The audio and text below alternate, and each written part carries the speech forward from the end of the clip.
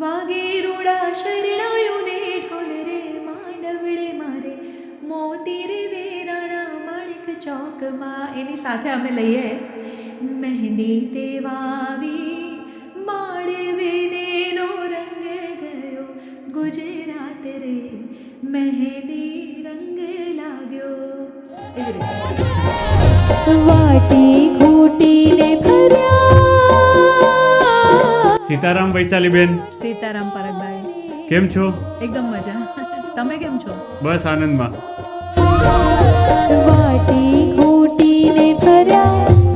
પહેલા તો મારે એક ક્વેશ્ચન એવો પૂછવો છે કે તમારી આ સંગીત યાત્રાની શરૂઆત ક્યાંથી અને કેવી રીતના થઈ હતી? સંગીત યાત્રા માટે બે વાત કહીશ. એક તમારી યાત્રા હોય કે જે ઘરમાંથી શરૂઆત થાય, અને એક યાત્રા તમારી અંબાણી પરિવારના મેરેજ તમે જોયા છે. હવે તમારી લાઈફનું સૌથી મોટું ડ્રીમ કયું છે? મોદી સાહેબને તો બહુ ફોલો કરું છું, મારા ગમતા નેતા છે. અને ખાસ કહીશ કે કદાચ ક્યારેક નરેન્દ્રભાઈ મોદીના લગ્ન થાય તો હું લગ્ન ગીત ગાઈશ. તમારો અવાજ ખૂબ સુંદર છે, સરસ છે, અને અત્યારે લાખો કરોડો લોકો તમને સાંભળે છે. લોકગીત અને લગ્ન ગીતો માટે તમે પ્રખ્યાત છો અત્યારે આખા ઇન્ડિયાની અંદર. પણ તમને એવી પ્રેરણા ક્યાંથી મળી કે તમારે લગ્ન ગીતો ગાવા જોઈએ? 2008ની હું વાત કરું કે જ્યારે મેં વિચાર્યું કે મારે ગાવું છે. વૈશાલીબેન, હમણાં છેલ્લે તમે અંબાણી પરિવારનું કીધું. મારે એટલું કહેવું છે કે આ પરિવાર માટે એક સેલ્યુટ બને છે કે અઢળક પૈસો અઢળક લોકો પાસે હોય છે, પણ સંસ્કૃતિને જાળવીને, સંસ્કૃતિની સાથે ચાલીને, અને ખાસ કરીને જે વ્યક્તિ જે વસ્તુમાં માહેર છે, જે કલામાં પારંગત છે, એવા અઢળક લોકોને ભેગા કરીને એમણે પ્રસંગ ઉજવ્યો. તમે લવ મેરેજને રિકમેન્ડ કરો છો? અઘરો સવાલ છે, પણ લવ મેરેજ કરનાર બધાને હું એટલું તો કહીશ જ કે જો તમે ભરોસો મૂક્યો હોય તો એને વળગી રહેજો. તમે લગ્ન ગીત ગાઓ છો કે લોકગીત ગાઓ છો? લોકગીતનો એક પ્રકાર એટલે લગ્ન ગીત. વૈશાલીબેન, આજનો યુવા વર્ગ છે એ પશ્ચિમી સંસ્કૃતિથી બહુ પ્રભાવિત છે, અને તમે જે સંસ્કૃતિ જીવો છો એ થોડીક અલગ દેખાય, તો તમે એના વિશે શું કહેશો? પહેલું તો એવું છે પરાગભાઈ, તમારો સવાલ જ ખોટો છે. ખોટો છે, ખોટો છે, ખોટો છે. કારણ કે અમે દ્રઢપણે એવું માનીએ છીએ કે આજનો યુવા વર્ગ પશ્ચિમી સંસ્કૃતિ તરફ દોરાયેલો નથી. હવે એ થોડુંક ચલણ આ સાઈડ આવ્યું છે. એનું કારણ એ છે કે જ્યારે કોઈક લગ્ન વિશેની અમે મિટિંગ કરીએ છીએ ને, ત્યારે એ પરણનાર દીકરો કે દીકરી એ લોકો અમારી પ્રોફાઇલ સર્ચ કરે છે, અને એ લોકો એમ માને છે કે ભાઈ હલ્દી, મહેંદી, ફલાણું ઢીકણું, એ બધા ફંક્શનમાં બોલિવૂડ ડાન્સ બધું કરો, પણ અમને વેડિંગમાં તો લગ્ન ગીત જ જોઈએ છે. તમે વૈશાલીબેન હમણાં મને કીધું કે ડિસેમ્બરમાં નાની દીકરીના લગ્ન છે, બરાબર? મારી બેનના મેરેજ થશે તો વિદાય વખતે તમે કયું ગીત ગાશો? કોઈ આપે સોનાદાન, કોઈ આપે. અઘરું છે પરાગભાઈ, અઘરું છે. નમસ્કાર મિત્રો, વોઇસ ઓફ વિઝન એક્સમાં તમારું સ્વાગત છે. આજના આપણા મહેમાન બહુ ખાસ છે. એક એવી વ્યક્તિ કે જેમણે વર્ષોથી ગુજરાતી લોકસંગીત અને લગ્ન ગીતોની પરંપરા જાળવી રાખી છે. સાદગી, સંસ્કાર અને સંગીતનું જીવતું ઉદાહરણ છે વૈશાલીબેન ગોહિલ. VR1 જેવી મોટી ટીમનું નેતૃત્વ કરીને એણે હજારો લોકોના જીવનમાં સાંસ્કૃતિક રંગ ભરી દીધા છે. ચાલો આપણે જાણીએ એની જીવનયાત્રા, સંઘર્ષ અને સફળતા પાછળનું રહસ્ય. સીતારામ વૈશાલીબેન. સીતારામ પરગભાઈ. કેમ છો? એકદમ મજા. તમે કેમ છો? બસ આનંદમાં. બોલો. તમે આજે આવ્યા એઝ અ ગેસ્ટ, મને ખૂબ મજા આવી. મને પણ બહુ મજા આવે તમારી સાથે વાત કરીને. જોઈએ આપણે શું વાત કરીએ છીએ આગળ. પહેલા તો મારે એક ક્વેશ્ચન એવો પૂછવો છે કે તમારી આ સંગીત યાત્રાની શરૂઆત ક્યાંથી અને કેવી રીતના થઈ હતી? સંગીત યાત્રા માટે બે વાત કહીશ. એક તમારી યાત્રા હોય કે જે ઘરમાંથી શરૂઆત થાય, અને એક યાત્રા તમારી એવી હોય કે જ્યારે તમે પબ્લિકલી એવું વિચારો કે તમારે પબ્લિકમાં જવું છે, પ્રોફેશનલી એ વસ્તુની. તો સંગીતની યાત્રા બાળપણથી તો ફેમિલીમાં જ થઈ હોય, પરિવારમાં, કે મમ્મીને ખાસ કરીને શોખ હતો, એટલે એ એક વસ્તુ થઈ ગયું. પ્રોફેશનલી ગાવાની શરૂઆત 2008થી કરી. બાળપણની અંદર તમને પહેલેથી ગાવાનો શોખ હતો? પરિવારના કોઈક મિત્રો હોય, ઘણીવાર કેવું હોય સગા સંબંધીઓ આવે તો પૂછે કે ભાઈ તું કંઈક ગાઈને બતાવીને, કાં તો સ્કૂલમાં ટીચરને જોઈને કરતા હોય. તમારો એવો એકાદો પ્રસંગ જણાવો. અહીંયા એક વાત તમને એવી કહેવા માંગુ છું પરાગભાઈ, કે જનરલી ફેમિલીમાં વાતાવરણ એવું હતું કે મમ્મી પપ્પા બંને ટીચર અને લેક્ચરર એવી રીતે હતા, પણ જે આપણે કહીએ ને કે સમજણની ગળથુથી માતા જ પીવડાવે, એવી રીતે મમ્મીનો એક નેચર એવો ખરો કે નવરી મને નહીં પડવા દે, મને ફ્રી નહીં થવા દે. એટલે જ્યારે તમારું કંઈક વેકેશન પડે અથવા વીકેન્ડ્સ આવી ગયા અથવા અલોંગ વિથ ધ સ્કૂલિંગ હંમેશા મારા કોઈક ને કોઈક ક્લાસ મમ્મી શરૂ કરાવી દે, કે સીવણનો ક્લાસ છે કે મહેંદી મૂકવાનો ક્લાસ છે. એવી રીતે એને સંગીતનો શોખ હતો ઘણું પછી, એટલે લગભગ બાળપણ તો મારું મુંબઈમાં હતું, પણ લગભગ 6th સ્ટાન્ડર્ડ 7th સ્ટાન્ડર્ડથી અમે સુરત આવી ગયેલા. તો ત્યારે સંગીત શિક્ષક મારા માટે તે સમયે તો બહુ કહેવાતું કે સંગીત શિક્ષક તમારા ઘરે આવીને તમને ભણાવે છે. તો ત્યારથી પ્રોફેશનલી જે તાલીમ છે તે ત્યારથી શરૂઆત થઈ. તમે તમારું પ્રથમ વખત લોકગીત ક્યારે ગાયું હતું અને કોની સામે? મેં પ્રોફેશનલી જે ગાવાની શરૂઆત કરી એમાં તો મેં શરૂઆત તો કોરસથી કરેલી હતી. 2008થી મેં વિચાર્યું હતું, 2008થી મેં મારું માઇન્ડ સેટ કર્યું હતું કે હવે છોકરાઓ જ્યારે મોટા થઈ ગયા છે, એ લોકો કોલેજમાં આવી ગયેલા હતા, મારી લગભગ એજ 38થી 40 વર્ષની હતી, અને ત્યારે હું મારી જવાબદારીઓથી થોડીક મુક્ત થઈ હતી. એટલે મને એવું લાગ્યું કે હવે એની પહેલાંના જે મારા બધા કામ હતા, એ ઘણા બધા કામ હું એવા ત્યારે એવું કરતી હતી કે હું લગભગ ઘરેથી બની શકે એવા કામ હતા.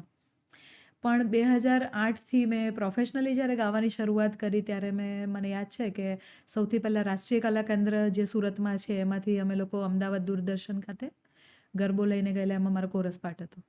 ઓકે.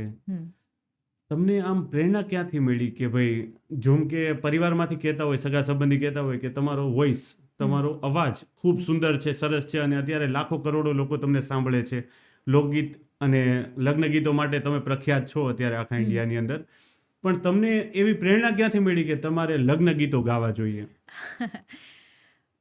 પ્રેરણા ઘણી બધી જગ્યાએથી મળે, પણ 2008ની હું વાત કરું કે જ્યારે મેં વિચાર્યું કે મારે ગાવું છે. હવે શરૂઆતના થોડાક કાર્યક્રમો કોરસમાં કર્યા, પહેલી નવરાત્રિ આખી કોરસ કરી હતી. પણ બેઝિકલી મને બહુ સ્ટાર્ટિંગથી એવું હતું કે જો હું આ તબક્કે જો ગાવાની શરૂઆત કરવા જઈ રહી છું તો હા, લતા મંગેશકરના ગીતો અને બધા હું સાંભળતી હતી, પણ મારે પોતાના માટે જ્યારે ગાવાનું હોય ત્યારે મને બહુ ક્લિયર હતી હું કે મારે મારી મધર ટંગ સાથે જ રહેવું છે. એટલે મારે ગુજરાતી ગીતો ગાવા છે કે જેમાં આપણા ભજનો હોય, લોકગીતો હોય કે ગરબા હોય. અને એમાં પછી ત્યારે જે શરૂઆતના જે કાર્યક્રમો હતા એમાં અમુક ટીમ હતી, એ લોકો બધા કે તમે હવે ગરબામાં તમે કોરસ કર્યું, તમે લગ્ન ગીતો બી ગાઓ છો, તો લગ્ન ગીતો હવે લગ્નની સિઝન આપણને ખબર છે કે નવરાત્રી પછી હવે લગ્ન સરા શરૂ થાય, તો લગ્ન ગીતો તમે તૈયાર કરો તો તમારું એમાં કામ ચાલે.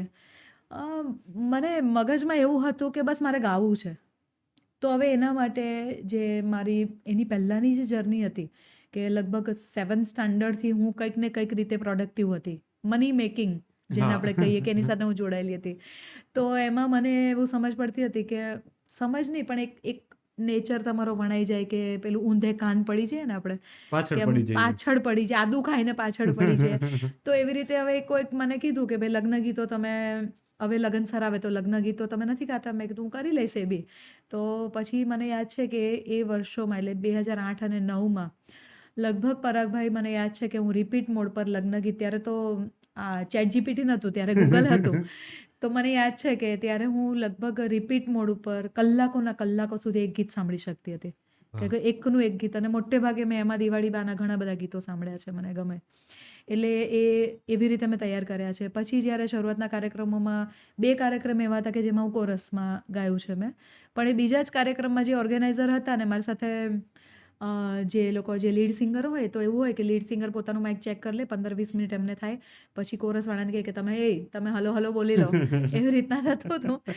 તો મને કે પણ ખબર નહીં હવે કોન્ફિડન્સ તો કદાચ પેરેન્ટ્સ તરફથી મળ્યો હોય કે ભગવાનની દેન હોય. એટલે મારો વારો આવ્યો કે હલો બોલવાનું છે, ત્યારે મેં આખો મંત્ર શ્લોક આખો ગાઈ લીધો, વક્રતુંડ મહાકાયથી ચાલુ કર્યું. એ કાર્યક્રમમાં કોરસ કર્યું. એ કોરસ કર્યા પછી એ કાર્યક્રમ પૂરો થયો એટલે જે ઓર્ગેનાઇઝર હતા એમણે એ ભાઈને જેમણે મને ત્યાં મોકલેલી હતી, આ બેન હવે કોરસ નહીં કરશે એમ કે મારા કે તમે લખી રાખજો. એ બેને તો આખો મંત્ર કે માઇકમાં ગાઈ લીધો. એટલે આ એક જર્નીની શરૂઆત છે કે જ્યારે આપણે ઘણા બધા લોકો આપણી સાથે એવા જોડાતા જાય કે જેમાંથી આપણને પ્રેરણા મળતી જાય. એ કાર્યક્રમ પછી માનો કે કોઈકના 2 વાક્ય બી એવા હોય ને કે તમે માઇક ચેક કર્યું ત્યારે બહુ સરસ ગાયો, આપણે નીચે સ્ટેજ પરથી ઉતરે, ઓડિયન્સમાંથી કોઈક ભલે માસી બેઠા છે જેની આપણે બીજા કોઈ નોંધ પણ નથી લેતું, પણ એની એક લાઇન બી આપણા માટે એટલી બધી સટીક અને એટલી બધી મગજ પર અસર કરતી હોય, તો એના પરથી પ્રેરણા મળે કે ભાઈ આ કામ હું સારું કરી શકું છું. તો એમાં તો પછી આપણે આદુ તો હોલસેલમાં આદુ ખાઈને પછી પડી છે, એવી રીતે તૈયારી કરી. તમે માત્ર ને માત્ર ગુજરાતી જ ગીતો ગાઓ છો? ના ના ના એવું નથી, પણ જોક વધારે, અને હવે તો એમ છે કે લગ્ન ગીતોનું આમ મારા માટે પર્યાય થઈ ગયા છે કે લગ્ન ગીતો એટલે. પણ હજુ બી એવું હોય કે અમારી જે કંપની છે એમાંથી ઘણા બધા શોઝ થતા હોય, એમાં જૂના ગીતોના કાર્યક્રમમાં જૂના ગીતો ગાઉં છું, પણ મારા માટે કમ્ફર્ટ ઝોન લગ્ન ગીતો છે. ગુજરાતીમાં જ ગાઓ છો એમ? ગુજરાતીમાં જ ગાઉં છું. એક મારવાડી લગ્ન ગીતો પણ અમે કરીએ છીએ, અને હિન્દી ગીતો, જૂના હિન્દી ગીતો હું ગાઉં છું. શરૂઆતમાં કોઈક કાર્યક્રમો એવા હતા કે જેમાં જે સુરતના બીજા ઓર્ગેનાઇઝરો હોય એ લોકો મને પ્રોત્સાહન આપે કે તમે 3-4 ગીતો હિન્દી ગાજો. જેવી રીતે કાર્યક્રમ શરૂ કરવાનો હોય કે મોટે ભાગે લગ જા ગલે કે માહોલ બને. હા યે સમાય એવા ગીતોથી તમે શરૂ કરો, ભલે પછી 5મું 6ઠું ગીત તમે સાવરીઓ ગાજો, તમે છેલાજી ગાજો, એવું તો ચાલતું હતું. પણ મને પોતાની જાતને મને કમ્ફર્ટ ઝોન ગુજરાતી લાગે છે. ખરેખર તો આપણી માતૃભાષા એટલે આપણે વધારે ઈ જ સારી લાગે. તમને બાળપણમાં ક્યારેક આમ ગીત ગાવા માટે કીધું હોય, કે સ્કૂલની અંદર કીધું હોય, કે સગા સંબંધી આવ્યા હોય ત્યારે કીધું હોય, તો ત્યારે ક્યારેય શરમ ફીલ થઈ કે પહેલેથી જ એટલા કોન્ફિડન્ટ છો તમે? ના, એવું થાય, હજુ આજે પણ એવું થાય. અત્યારે હું તમારી સાથે વાત કરું છું અથવા આપણે સ્ટેજ પર જ્યારે પરફોર્મ કરતા હોય એ વસ્તુ આખી અલગ હોય, પણ જ્યારે તમારા પોતાના માહોલમાં હો ને, કે જેવી રીતે મારા હસબન્ડ મને કે, એ કહેતા નથી એવું કે તું લગ્ન ગીત ગા, પણ ઇન જનરલ કે મારા મમ્મી નાના હોય ને મમ્મી એમ કે બેટા પેલું તું ગાને કંઈક, એટલે પછી હું આમ મમ્મીની સાડી પકડીને કહું મમ્મી કયું ગીત ગાઉં એમ. એટલે એ એક જે હેઝિટેશન હોય ને એ બાળકથી લઈને લગભગ ખબર નહીં અત્યારે બી મને એવું લાગે, પણ જ્યારે તમે શોમાં ગાતા હો એ વસ્તુ આખી ડિફરન્ટ હોય. પણ confidence in the sense of જ્યારે તમારી કોઈક પ્રોબ્લેમ આવે અથવા કોઈક વસ્તુમાં તમારે ડિસિઝન લેવાનું હોય, એ કોન્ફિડન્સ તો પહેલેથી હતો, કદાચ પેરેન્ટ્સ તરફથી વિરાસતમાં જ તે હતો એમ કહી શકીએ. ઓબ્વિયસલી. તમે ક્યારે એવું વિચાર્યું હતું વૈશાલીબેન કે તમારું આખું જીવન લગ્ન ગીતને લઈને સમર્પિત થઈ જશે? ના, મને યાદ છે કે હું જ્યારે નાની હતી ને સંગીત શીખતી હતી, મને ખાલી ને ખાલી એક જ લગ્ન ગીત આવડતું હતું, અને એ પણ એટલા માટે આવડતું હતું કારણ કે એ બહુ કાઇન્ડ ઓફ પેપી નંબર હતો. અને જ્યારે અમારા એટલે હું મમ્મીના સાઈડથી વૈશાલી શાહ ગોહિલ છું, એટલે જૈન છીએ અમે લોકો. તો જૈન કમ્યુનિટીમાં જ્યારે લગ્નમાં પ્રસંગે જવાનું થાય મમ્મી પપ્પા સાથે, ફેમિલી મેમ્બર સાથે, ત્યારે જે ગીતો ગાતા હતા એ લોકો, એમાં મને ત્યારે મારું એ મગજ એ વિચારવા માટે, કારણ કે હું એની અંદર નથી, હું બીજું બધું માહોલ એન્જોય કરતી હતી. વેડિંગ એન્જોય હું કરું છું, મારા કઝિનના મેરેજ છે, અમે બધા ભેગા થયા છે, અમે ગેમ રમીએ છીએ, અમે ફોટા. પણ ત્યારે લગ્ન ગીત વિશે સિરિયસલી નહોતું વિચાર્યું. એક જ મને ગીત યાદ આવતું હતું, કારણ કે એનું ટેટાના એ મ્યુઝિક મને કદાચ ગમતું હતું, કે લેવા આવ્યો ધડકતી ઢેલ, કે આવ્યો ગુજરાત મેલ, કે એમાં પરાગભાઈ છોગાડા છેલ, કે એટલે આ એક ગીત મને ગમતું હતું. મારે પૂછવું તો એની પહેલા તમે કહી દીધું. ખૂબ ખૂબ ધન્યવાદ. બરાબર છે. વૈશાલીબેન, તમારું જીવન થોડુંક સંઘર્ષમય રહ્યું છે, તો જીવનમાં એવો કયો આમ મોટો સંઘર્ષ રહ્યો તમારે?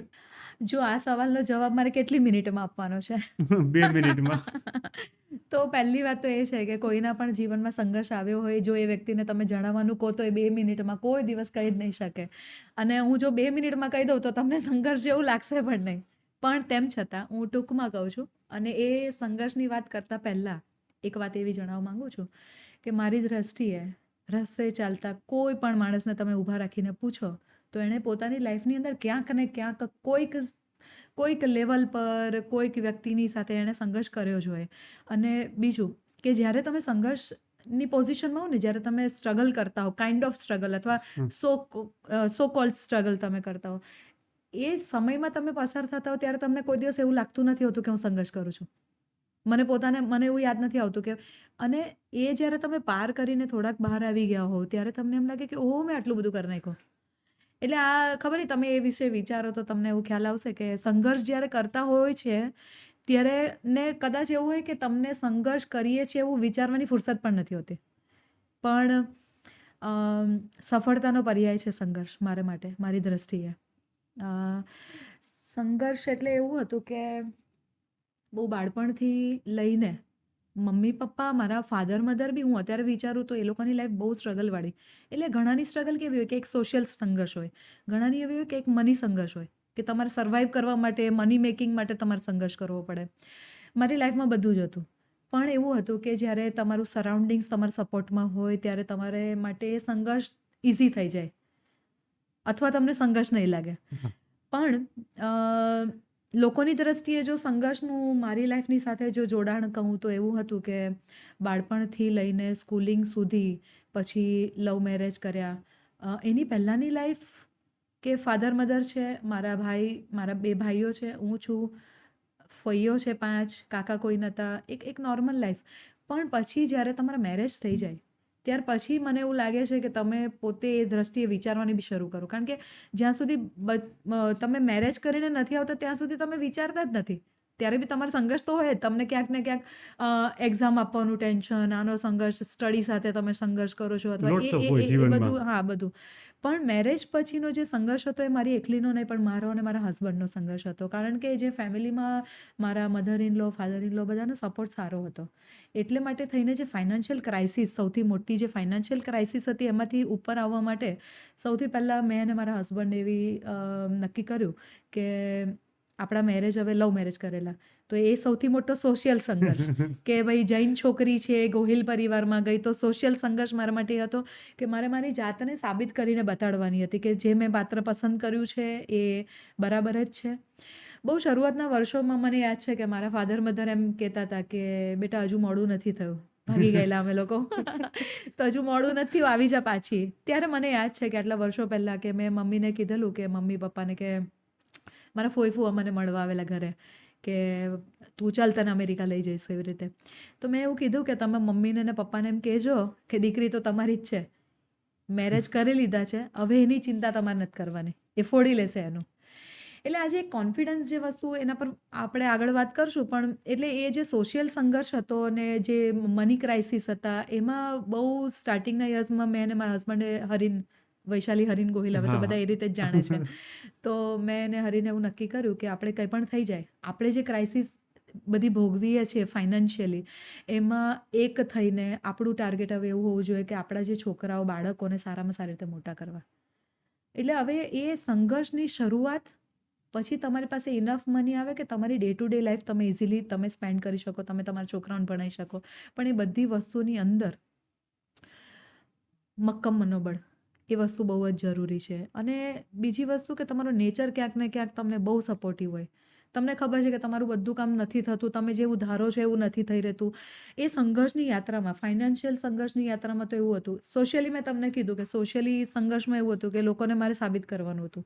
સિમિલરલી મારા હસબન્ડની સાઈડથી બી એવું હતું કે આ કોઈક જૈન છોકરી પરણીને લઈ આવ્યો, ખબર નહીં કેવી હશે, આ તો બહારની છે, કાઇન્ડ ઓફ. તો નવા પરિવારમાં જેવી રીતે મારે બી સેટ થવાનું એવી રીતે એ લોકોએ બી મને એડપ્ટ કરવાની હોય કે ભાઈ આ નવી છોકરી બહારની. બે એ પરિવારમાં સોશિયલ થતો સંઘર્ષ આપણે માનીએ, પણ એની અંદર લોકોને સાથે લોકોના દિલ જીતી લેવા, તો એ બધી દ્રષ્ટિએ હું માનું, બધી જગ્યાએ હું માનું છું કે તમે બને એટલા સરળ હો, જેવા છો એવા હો, તો સામેવાળા જેવા છો એવા આપણને મળે. સાચી વાત છે. એટલે એ બધી વસ્તુને લીધે સોશિયલ સંઘર્ષ મારા માટે બહુ એવું કશું બહુ મેજર નહોતું કે જેની અંદર બહુ મને મમ્મી પપ્પા જે હતા એ લોકો, કારણ કે હું 18 વર્ષની હતી પહેલી તો વસ્તુ કે, તો ત્યારે જે કે ઇનોસન્સ જે હોય ને કે, કારણ કે આપણને ખબર જ નથી કે જોઈન્ટ ફેમિલી શું છે, આ છે. મને યાદ છે કે મારા ફાધર ઇન લો જેમની ડેથ થઈ ગયેલી 2013માં, એમની એક્સપાયર થઈ ગયા. પણ હવે અમારા સાઈડ એવું હતું કે સાડી પહેરતા હોઈએ. પછી મારા જેઠ છે તો હું મારા જેઠાણીને હું એમ કહું કે ભાભી બિપિનભાઈ આવી ગયા જમવાનું, આપણે તું એમ કે બિપિનભાઈ નહીં કહેવાનું, મોટા ભાઈ કહેવાનું. કારણ કે મને એવી સેન્સ નહીં હતી, એવું ઇન્ટેન્શનલી નહીં, પણ મને હા એટલે થોડું કલ્ચર અલગ થઈ જાય. પછી હું ત્યારે મને યાદ છે મારા હસબન્ડનું પેલું બજાજ સ્કૂટર હતું, તો હું ચલાવતી હતી બજાજ ને બધું, લ્યુનાન બધું ચલાવતા હતા. તો હું નીચે ઉતરું મારા કામથી, ત્યારે હું નીચે ઉતરીને પછી પપ્પા શોપ પર ચાલતા જતા હોય એટલે હું પપ્પાને કહું કે પપ્પા ચાલો ને હું તમને છોડી દઉં, સ્કૂટર પર બેસી જાઓ. તો પપ્પાને બી નવાઈ લાગે કે વહુ થઈને આવી રીતે કેમ વાત કરે છે. પણ એ જે મને એવું લાગે છે કે જે મારું કન્વર્ઝેશન વિથ ઇનલોઝ ને મારા જે બધા સગા હતા એમની સાથે એને લીધે થઈને એ લોકો મારા બહુ નજીક હતા. એ લોકોની હંમેશા મને લાગણી મળી છે, સપોર્ટ. મારા મધર ઇન લો અત્યારે શી ઇઝ અરાઉન્ડ 88. અત્યારે તમે ખૂબ ખુશ છો ને વૈશાલીબેન? એકદમ સરસ. તમને એમ લાગે છે ને તમારી લાઈફનું ડિસિઝન તમે બેસ્ટ લીધું હતું? હા. બેસ્ટ ડિસિઝન હતું. અને બીજું કે સોશિયલ સંઘર્ષ સિવાયનો જે ફાઇનાન્શિયલ સંઘર્ષ હોય ને એમાં હું બહુ સ્ટ્રોંગલી બિલીવ કરું છું કે જ્યારે તમારા ફેમિલીનો સપોર્ટ તમારી સાથે હોય તો તમે જગત જીતી જાઓ. એટલે મને એવું લાગે છે કે જે કાર્ય મેં કર્યા ઘણા બધા છે, જેમાં કદાચ તમે બુક પણ લખી શકો પરાગભાઈ, કે એમાં ₹1 સંઘર્ષ કહું તો એક 100 પેકેટ હર ડેના તમે પેક કરો લાઈ લગાડીને, ત્યારે તમને 100 પેકેટના ₹5 મળે છે. ત્યારથી લઈને બધી મહેનત તમે એ કરેલી બધી છે. જે બધી કરી છે. લવ મેરેજ કર્યા પછી 2 વર્ષ અમે, બહુ શોર્ટમાં કહું તો, કે 2 વર્ષ અમે અમદાવાદ રહ્યા. એમાં હિન્દુ મુસ્લિમનું પેલું જે ચાલતું હતું ત્યારે પછી અમે અહીંયા આવ્યા. હું પ્રેગ્નન્ટ હતી. એ બધા જ સમય દરમિયાન ટીલ 2008 સુધીના કરેલા મારા બિઝનેસની અંદર ₹5 હર ડેના પેકેટ, પછી 100 આભલા ટાંકો તો તમને ₹7 મળે, જેમાં આંગળીમાં મને કાણા પડતા હતા. મને યાદ છે એ બધા દિવસો મારા માટે લર્નિંગ પ્રોસેસ હતી. ચાકડો ભરવાના, ચણિયા ચોળી અમદાવાદમાં, બહુ અમદાવાદ રહેતા તમે 2 વર્ષ. ત્યારે પછી કીડિયા મોતીના સેટ બનાવવાના. પછી પ્રેગ્નન્ટ હતી તો એક પાર્લરનો કોર્સ કરતી હતી, કારણ કે હું બીજું કંઈક કરી નથી શકતી. પ્રેગ્નન્ટ હતી એટલે હું ચાલીને જતી હતી, એવાને મારું વોક થઈ જાય. એક બ્રાહ્મણ ફેમિલી, જે મારા ટીચર હતા અપર્ણાબેન. મને એક વસ્તુ વચ્ચે મનમાં પૂછવાની થઈ છે તો હું પૂછી લઉં સાથે સાથે. તમે લવ મેરેજને રિકમેન્ડ કરો છો? અઘરો સવાલ છે.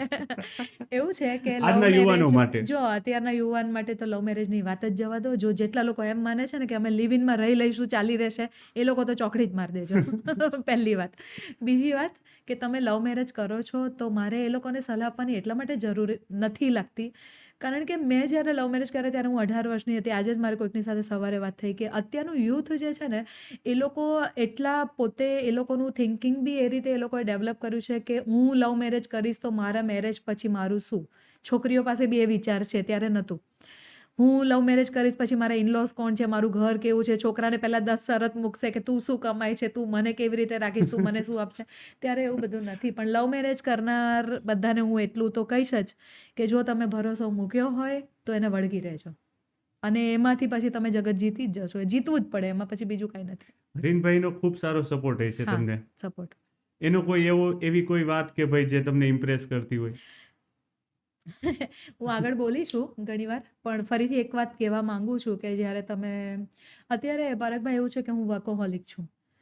કહી શકો તમે કે હું 24/7 બી હું વર્કોહોલિક, હું કામ કરી શકું, અથવા મારા મગજમાં કામ ચાલતા હોય કે મારે હવે આ કરવું છે, આ કરવું છે.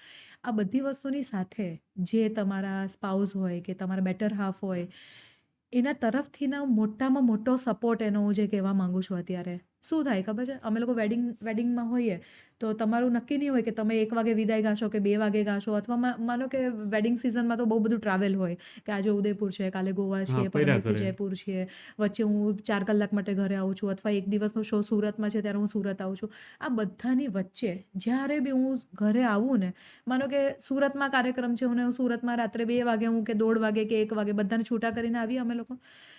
હું ઘરે આવું એટલે લાઇટ ચાલુ કરું, મારા રૂમમાં હું જાઉં છું, મારી બેગ મૂકું. એ બેગનો અવાજ સાંભળીને હરીન તરફથી એક જ સવાલ હોય, બધું બરાબર હતું ને?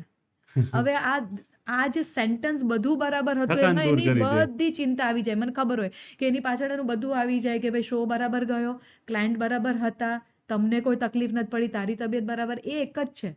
પછી ભલે આખો દિવસ એવું હોય કે અમે લોકો બહુ કન્વર્સેશન, એ એના કામમાં હોય, હું મારા કામમાં, હું જમવાના ટેબલ પર સાથે હોઈએ, પણ આ બધું બરાબર હતું ને, એટલે બસ ફાઇન. એટલે આ મને બહુ ઇમ્પ્રેસ કરે છે આ વસ્તુ, અને એ બધા માટે બી જરૂરી બી છે.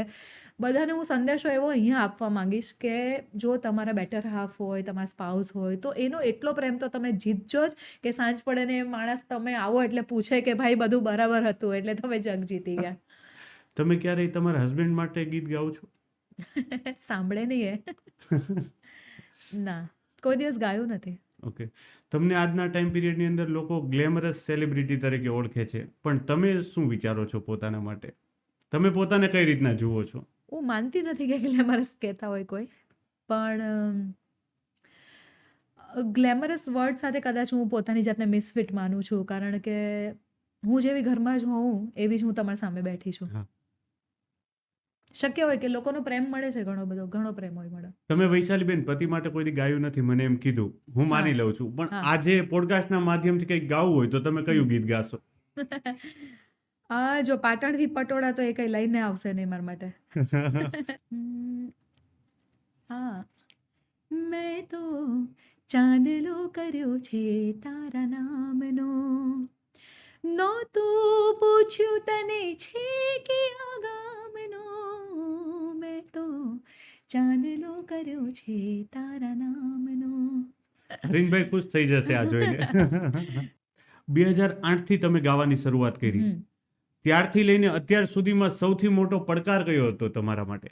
પડકાર એવું નહીં કહેવાય કદાચ, કારણ કે એવું હોય કે માનો કે જે ક્લાયન્ટ માટે અથવા જે યજમાન માટે, હોસ્ટ ફેમિલી માટે અમે લગ્ન ગીતો ગાતા હોઈએ, તો એવું હોય કે તમે 1 ડિસેમ્બરે પટેલ પરિવારમાં ગાઓ છો, 2 ડિસેમ્બરે તમે દેસાઈ પરિવારમાં ગાઓ છો, તો it self is a challenge કે દરરોજ જ તમને નવા લોકો મળે જેમની રિક્વાયરમેન્ટ અલગ હોય. પણ એક બહુ યાદ રહી જાય એવો પડકાર એવો હતો, અને એ પડકાર અમારી આખી ટીમને પણ ગમે છે. એ હું જો તમારી સાથે ડિસ્ક્રાઇબ કરું તો ખાસ કરીને 551 સમૂહ લગ્ન હતા જ્યારે ગઢડા ગ્રાઉન્ડ ભાવનગર ખાતે, ત્યારે નરેન્દ્રભાઈ મોદી સાહેબ આવવાના હતા, અને એમાં લગભગ 6 થી 7 કલાકનો એ કાર્યક્રમ હતો. એમાં અમે લગ્ન ગીતો ગાવાના હતા, 551 માંડવા તમારે જોવાના, એની સાથે એ આખો અદ્ભુત માહોલની સાથે તમારો ટેમ્પરામેન્ટ, તમારો ફેસ પર એક્સપ્રેશન, તમે 6 થી 7 કલાક, અને એમાં પડકારરૂપ જો કોઈ કહી શકાય તો એમાં એ જે યજમાન ફેમિલી હતા, એ લોકો લખાણી પરિવાર હતા, એમાં દિનેશભાઈ અને સુરેશભાઈ લખાણી, એમણે દરેક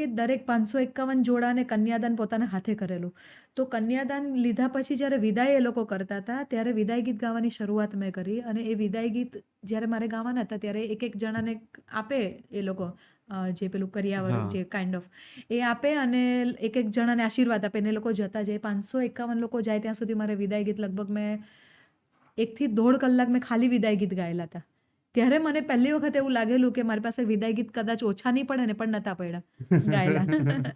તો એ એક પડકાર હતો ને. બીજો એક યાદગાર પડકાર અમારા માટે એવો હતો કે લગભગ આજથી 1.5 વર્ષ થયા, રાજકોટ ખાતે એક લગ્ન હતા જેમાં 2 માયરા હતા, 2 દીકરીઓ પરણતી હતી, લગભગ 2,500-3,000-4,000 માણસ હશે. એ લગ્નમાં કાર્યક્રમની શરૂઆત થઈ, પછી 2 વરઘોડા આવ્યા, 1 વરરાજા, 2જા વરરાજા આવ્યા, પોખણા થયા, વિધિ બધી, વરમાળાની વિધિ બધું ચાલુ થયું. એ કાર્યક્રમ અમે લોકો 7 કલાક ગાયો છે. એમાં 1 કલાક માનો વરમાળાનો તમે કાઢી દો, 6 કલાક સુધી. અને એ દિવસ મને હજુ યાદ છે કે અમારા ફ્લ્યુટિસ્ટ છે મહેન્દ્રભાઈ રાણા, એમણે સીધો જેવો કાર્યક્રમ પત્યો, એ અને યુનુસભાઈ પરમાર અમારા ઓક્ટોપેડ જે પ્લે કરે છે પરકશન્સ, એ કાર્યક્રમ પત્યો. 1-2 જણાનું એવું હતું કે એ લોકોના ફેસ પર અમને થાક્યા એવું લાગ્યું, અથવા એમના ફેસ પર મને એમ લાગ્યું. એ 2 જણાએ મારી બાજુમાં બેઠેલા હતા, મને ઊભા થઈને એવું કીધું કે બેન, તમને હેડ્સ ઓફ છે, એક પણ ફિલ્મી ગીત નહીં, એક પણ ગુજરાતી સુગમ ગીત ગાયા વગર 6 કલાક તમે એકલા લગ્ન ગીત ગાયા. એટલે એ વસ્તુ મારા માટે રિવોર્ડ હતી. એ દિવસ આજે બી અમારી આખી ટીમ યાદ કરે છે. અને ખાસ અઘરું, અને ખાસ કરીને એવું હતું કે પછી માહોલ એવો હતો કે વિધિ આ બાજુ ચાલતી હતી, જે ગેસ્ટ હતા જેમાં 3,000 માણસમાંથી 300-400 માણસ જે ફેમિલી મેમ્બર્સ નિયર વન્સ હતા બધા નજીકના, એ લોકો બધા ખુરશી અમારી સાઈડ ટર્ન કરીને બેસી ગયેલા. તો મેં કીધું એક કોન્સર્ટ ચાલુ થઈ ગયો. એટલે એક યાદગાર બી હતો, અને થોડુંક ચેલેન્જિંગ હતું. એ વસ્તુ મજા આવી ને તમને? મજા આવી. વૈશાલીબેન, તમે આપણે હિન્દુ સંસ્કૃતિને વળગીને રહ્યો છો, બરાબર? તમારા મત મુજબ હિન્દુ સંસ્કૃતિને તમે કઈ રીતના જુઓ છો? અઘરો પ્રશ્ન. એટલે સામાન્ય વસ્તુમાં એમ પૂછું છું કે હિન્દુ સંસ્કૃતિ તમારા માટે શું છે? જો ગળથુથી જે પણ હિન્દુ પરિવારમાં જન્મેલા દીકરા દીકરી કે બાળકો હોય, એમાં ઘરમાં વાતાવરણ જ એવું હોય કે તમે ક્યાંક મંદિરે, દેરાસર કે કોઈક મંદિર એવી રીતે જતા હો, ઘરમાં કોઈક એક ભગવાનનું નામ ચાલતું હોય. ક્યાંક ને ક્યાંક આપણે મોટા થતાં એવું માનતા થઈ જઈએ છીએ કે આ બધું જે વિશ્વ છે એ આખું ભગવાન ઉપર, ભગવાને બનાવેલું છે. અને બીજી નવી પેઢીની દ્રષ્ટિએ કહીએ તો કોઈક અનનોન એક પાવર છે કે જેના લીધે આ વિશ્વ બન્યું છે. પણ જ્યારે તમે હિન્દુ પરિવારમાં હો, ત્યારે બાળપણથી તમે ક્યાંક ગીતા વાંચતા હો. હું જૈન છું, તો મેં જૈનમાં નવકાર મંત્રથી મેં શરૂઆત કરી. તો એ જે હિન્દુ સંસ્કૃતિને હું વિચાર્યું નહોતું, પણ અત્યારે હું એ વિચારીને તમને કહી શકું છું કે હિન્દુ સંસ્કૃતિ જે છે એ પરિવારને જોડાયેલા રાખે છે, કે જેની અંદર સામાજિક આપણી વ્યવસ્થા છે એ ક્યાંક ને ક્યાંક એના તાણાવાણા વણાયેલા છે. આપણા પૂર્વજોની અથવા ઇતિહાસમાં પણ આપણે જોઈએ કે ભાઈ રામ સીતાની જોડી આપણે બોલતા હોઈએ છીએ, કે રાધા કૃષ્ણની જોડી. એ રીતે જે સંસ્કૃતિની ધરોહર છે ને, એ આપણે આગળ વધારીએ છીએ. એ દ્રષ્ટિએ હું જોઉં છું કે સામાજિક પરંપરાની સાથે હિન્દુ સંસ્કૃતિ વણાયેલી છે અને એ આપણને ક્યાંક ને ક્યાંક આપણા એકબીજાની ભાવનાને જોડેલી રાખે છે. આપણા ભાઈઓ, આપણા બહેનો, આપણો પરિવાર, આપણો સંઘ, એ જે વસ્તુ છે, આપણી યુનિટી, એકતાની ભાવના, યુનિટી. એકતાની ભાવના. મેં ઘણા તમારા પ્રસંગો જોયા છે. ઇવન હું તમારી પ્રોફાઇલ વિઝિટ કરતો હતો તો મેં એમાં નોટિસ કર્યું કે તમારા વસ્ત્ર પરિધાનની અંદર સાડી અને ચાંદલો, આ બે વસ્તુ હંમેશા જોવા મળે. તો એની પાછળનું શું કારણ છે? ચાંદલાનું કારણ એક છે, સાડીનું કારણ એક છે, પણ એવું થાય કે ઘણી બધી વસ્તુઓ જ્યારે તમારી સાથે જોડાતી જાય ત્યારે તમને ખબર નથી હોતી, પણ પછી ખબર પડે કે આ તમારા ઓવરઓલ પર્સનાલિટીને એન્હાન્સ કરે છે. તો એમાં સાડી માટે તો મને બહુ પહેલેથી એવું હતું કે જ્યારે હું લગ્ન ગીતો ગાઉં છું કે જેની સાથે આપણી બાંધણી, ઘરચોળા છે, પટોળું છે અથવા પાનેતર છે, એ બધી વસ્તુ જોડાયેલી છે. તો ક્યાંક ને ક્યાંક આપણે એવું કરતા હોઈએ કે આપણે વધારે પ્રેઝન્ટેબલ થઈએ કે જેનાથી આપણે જે વસ્તુ ડિલિવર કરીએ છીએ એ લોકોના મગજમાં ઇઝીલી કનેક્ટ થઈ જાય અથવા એ લોકો અંદર ઇન્ટુઇટ થાય એ લોકો. એટલે સાડી બહુ શરૂઆતના વર્ષોમાં જે લગ્ન ગીતોના કાર્યક્રમ છે એમાં મેં કદાચ ગાઉન ને ડ્રેસ ને એવું બધા પહેર્યા છે, પણ પછી ધીરે ધીરે અને એવી જ રીતે જે ચાંદલાની વાત છે, ઘણા બધા મને પૂછે બી છે કે તમે ચાંદલો શેના માટે કરો છો. તો મને યાદ છે કે જ્યારે લગ્ન ગીત બહુ શરૂઆતમાં હું સ્પીચ નથી આપતી, એટલે બોલતી નથી, ખાલી હું ગાતી જ હતી. મારી સાથે જે ભાઈ કે બહેન હોય કોઈ કે એ લોકો સ્પીચ આપે.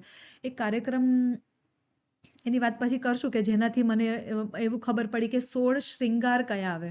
એ 16 શ્રૃંગારમાં બધા જે શ્રૃંગારો હોય એમાં ચાંદલો, ચૂડી, કંકણ, પાયલ, એ બધું વસ્તુ આવે, સિંદૂર આવે, કાજળ આવે, એવી રીતે ચાંદલો આવે. એવી રીતે 16 જે શણગારો હોય એની અંદર ચાંદલો આવે જ. પ્લસ બીજું એક બહુ મોટું કારણ હતું કે મારે ચાંદલો કરવાનું એક કારણ મને બે એવું હતું કે જ્યારે તમે સ્ટેજ પર હો ને પરફોર્મ કરતા હો ત્યારે એક તો લગ્ન ગીતની સાથે હું જોડાયેલી છું, પ્લસ એક ક્યાંક ને ક્યાંક મેં આપણા શાસ્ત્રોમાં વાંચ્યું છે કે જે ચાંદલો જે છે એ બહુ એક પાવર પોઈન્ટ છે તમારો, કે જે લોકો ધર્મ ચક્ર જે આપણે કહીએ ને કે જે એક સેન્ટર પોઈન્ટ, જે એને શું કહેવાય, પાવર પોઈન્ટ, એને કેન્દ્ર બિંદુ છે કે જેને લીધે તમને જોઈને એક સૌમ્યતાની એક નિશાની છે કે તમે કોઈ પણ નારીના ચહેરા પર એક ચાંદલો જોવો એટલે તમને એક બહુ સોબર પર્સનાલિટી મગજમાં આવે. એટલે બહુ સમયથી ચાંદલો કર્યો. પછી લોકો કહેવા બી માંડ્યા કે ભાઈ તું તો જીન્સની સાથે બી ચાંદલો કરે છે, તું સાડી પહેરે તો બી ચાંદલો. મેં કીધું મને ગમે છે. તો હવે એનો પર્યાય મારા સાથે એટલો બધો જોડાઈ ગયો છે કે કદાચ હું મારા દરવાજો ખોલું ને પરાગભાઈ, કોઈ પાર્સલ આપવા આવ્યું મને અને મેં ચાંદલો નથી કર્યો તો કદાચ એ વૈશાલીબેન નથી, બીજા કોઈ છે એમ માનીને આપી જશે. એવી રીતે છે. તમારા જીવનમાં ક્યારેય સંસ્કૃતિ અને સંસ્કાર વચ્ચે ટક્કર થઈ હોય એવું થયું છે? ના, ક્યારેય નહીં? નહીં. વચ્ચે મારા મનમાં એક વસ્તુ ઉદ્ભવી હતી, મેં પણ પૂછતા મને ભૂલાઈ ગયું. તમે લગ્ન ગીત ગાઓ છો કે લોકગીત ગાઓ છો? લોકગીતનો એક પ્રકાર એટલે લગ્ન ગીત. બરાબર. લગ્ન ગીત જે છે એ આપણા લોકગીતોનો જ પ્રકાર છે અને લગ્ન ગીતની વ્યાખ્યા હું મારી રીતે મેં બનાવી છે કે વર્ષો પહેલાંથી આ ગીતો તો ચાલ્યા આવે છે કે જે ઘરની બહેનો લગ્ન સમયે ગાય છે.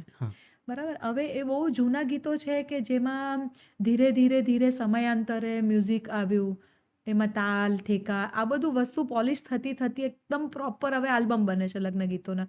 પણ વર્ષોથી જે બહેનો લગ્ન સમયે ઘરના કામકાજ કરતી સાથે મળીને કે વડી પાપડ વણે છે, તો ભાઈ આમ એમ કરતાં લગ્ન ગીતો ઉદ્ભવ્યા હશે. તો વર્ષોથી લગ્ન પ્રસંગે, કોઈ પણ પરિવારમાં લગ્ન હોય ત્યારે લગ્ન પ્રસંગે ઘરની બહેનો દ્વારા સાથે મળીને પોતાના મનના ભાવ અને આશીર્વાદ જે પરણનારો એના માટે એ ઉમેરીને ગવાતા લોકગીતો, એવા સમૂહ ગીતોનો એક પ્રકાર એટલે લગ્ન ગીત મારી દ્રષ્ટિએ. આ લોકગીત અને લગ્ન ગીત છે તો બંને એક જ એમ કહી શકીએ? હા, એનો પેટા વિભાગ કહેવાય. લોકગીતોમાં ગરબા આવે, આપણા છંદ આવે, એવી રીતે લગ્ન ગીતો આવે. ઓકે. વૈશાલીબેન, આજનો યુવા વર્ગ છે એ પશ્ચિમી સંસ્કૃતિથી બહુ પ્રભાવિત છે અને તમે જે સંસ્કૃતિ જીવો છો એ થોડીક અલગ દેખાય, તો તમે એના વિશે શું કહેશો? પહેલું તો એવું છે પરાગભાઈ, તમારો સવાલ જ ખોટો છે. આ એટલા માટે કારણ કે અમે દ્રઢપણે એવું માનીએ છીએ કે આજનો યુવા વર્ગ પશ્ચિમી સંસ્કૃતિ તરફ દોરાયેલો નથી.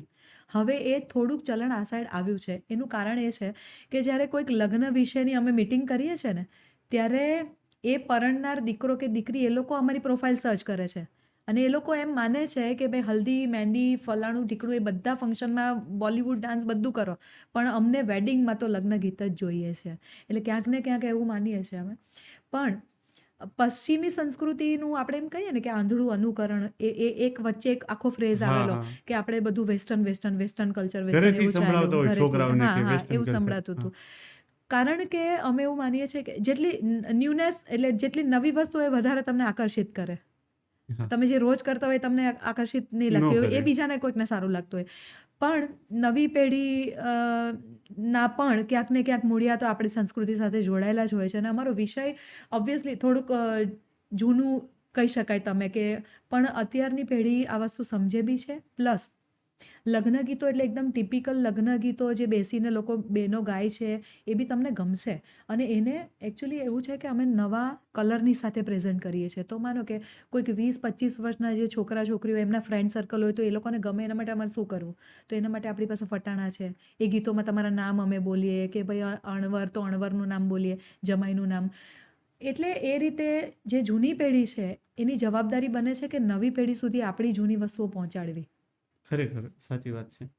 અને અમને તો ગમે પણ છે નવી પેઢીને આ સ્વીકારવું પણ. હા, બરાબર છે. ક્યારેય તમને એવું લાગ્યું વૈશાલીબેન કે સંસ્કૃતિ સાથે તમે સંકળાયેલા છો તો એના લીધે લિમિટેશન્સ આવતી હોય? ના, આમાં તમે જે આગળ મને સવાલ પૂછ્યો કે ગ્લેમરસ વાળો, જો હું એવું હોતે ને તો હું નહીં, મને કદાચ પ્રોબ્લેમ આવતે. પણ સંસ્કૃતિ સાથે જોડાયેલા હોવાને લીધે કોઈ પણ જગ્યા પર મને હેઝિટેશન નથી થતું. ઇનફેક્ટ તમે મારી રીલ્સ જોશો ને તો અમે અમારી ટીમની સાથે એરપોર્ટ પર પણ લગ્ન ગીતો ગાયા છે, ફ્લાઇટમાં બેસીને પણ ગાયા છે અમે. આપણે શું કહેવાય, કોઈ પણ જગ્યાએ વોટર બોટમાં જતા હોય, એટલે હું દર વખતે એક મેસેજ પાસ કરું છું કે લગ્ન ગીત એનીવેર એવરીવેર, કે તમે એ સંસ્કૃતિ છે તો તમે ગમે ત્યાં પણ. અને વિદેશમાં પણ આપણે જઈએ ત્યારે તમે ગર્વથી કહો કે અમે ગુજરાતી છીએ, અમે ઇન્ડિયન છીએ. તો એ વસ્તુનો મને કોઈ પણ જગ્યાએ નડતર રૂપ નથી અથવા કોઈ જગ્યાએ સંકોચ થયો નથી. મારા મિત્રના હમણાં જ મેરેજ થયા છે કિશનભાઈના, હા. તો એક ફટાણું.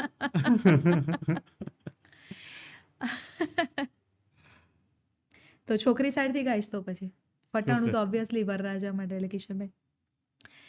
કિશનભાઈ કે દાડાનું પૈણું પૈણું કરતા તા, ગામની ભાગોળે આવી ભમતા તા, કેને પરણવાની ઘણી હોશ રે, આટલું સુણી લેજો. ખરેખર પણ તમારો વોઇસ અદ્ભુત છે. તમે લગ્ન ગીતોની અંદર એવું તો કેવું સંતુલન બનાવ્યું છે કે જૂની પેઢી અને નવી પેઢી બંને સાંભળે અને બંનેને મજા આવી જાય? જો સંતુલનમાં એવું છે કે એક વસ્તુ એવી છે કે એક મોસ્ટ પોપ્યુલર લગ્ન ગીતો આ છે જૂની પેઢી માટે. નાણાવટી રે સાજન બેઠું, કેસરીઓ જાન લાવે, કંકુ છાંટી કંકોત્રી મોકલો, એ જૂની પેઢીને ગમે. ક્રાઉડની અંદર માનો મામી, ફઈ, કાકી, દાદી, જે લોકો બધા જે લેડીઝ મેમ્બર અને સાથે જેન્ટ્સ પણ, જે લોકો અમારી એજના છે અથવા મારાથી મોટા, એ બધાને ખબર છે એવા ગીતો. એટલે એક તો આખું થઈ ગયું. નવી પેઢીને માટે મેં કીધું એમ ફટાણા, પ્લસ અમારી ટીમનું જે સાથે એક જે કોઓર્ડિનેશન ઓન સ્ટેજ છે, તો અત્યારે તો એના પર બી ઘણા વર્ષોથી અમે એનું બહુ ખાસ ધ્યાન રાખીએ છીએ કે જ્યારે તમે કોઈક લગ્ન પ્રસંગે જાઓ છો ત્યારે માત્ર ને માત્ર પ્રસંગ ઉજવવા જાઓ છો, પણ એનો બહુ મોટો પાર્ટ છે જે તમારા કાને પડે છે. લગ્ન ગીત જે સાઉન્ડ તમારા કાને પડે છે.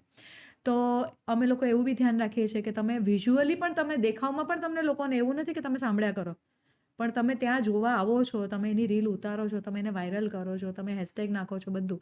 તો નવી પેઢી માટે વસ્તુ શું છે કે જ્યારે એ લોકો જોવા આવે છે ત્યારે એ લોકોને કોઈક બે સોંગની વચ્ચેના કોઈક એવા પોપ્યુલર મ્યુઝિક વગાડ્યા, બરાબર, ટેણે ટેટા, તો એ લોકો આમ બરાબર છે કે એ લોકો ઇન્ટુ ઇટ થાય જ.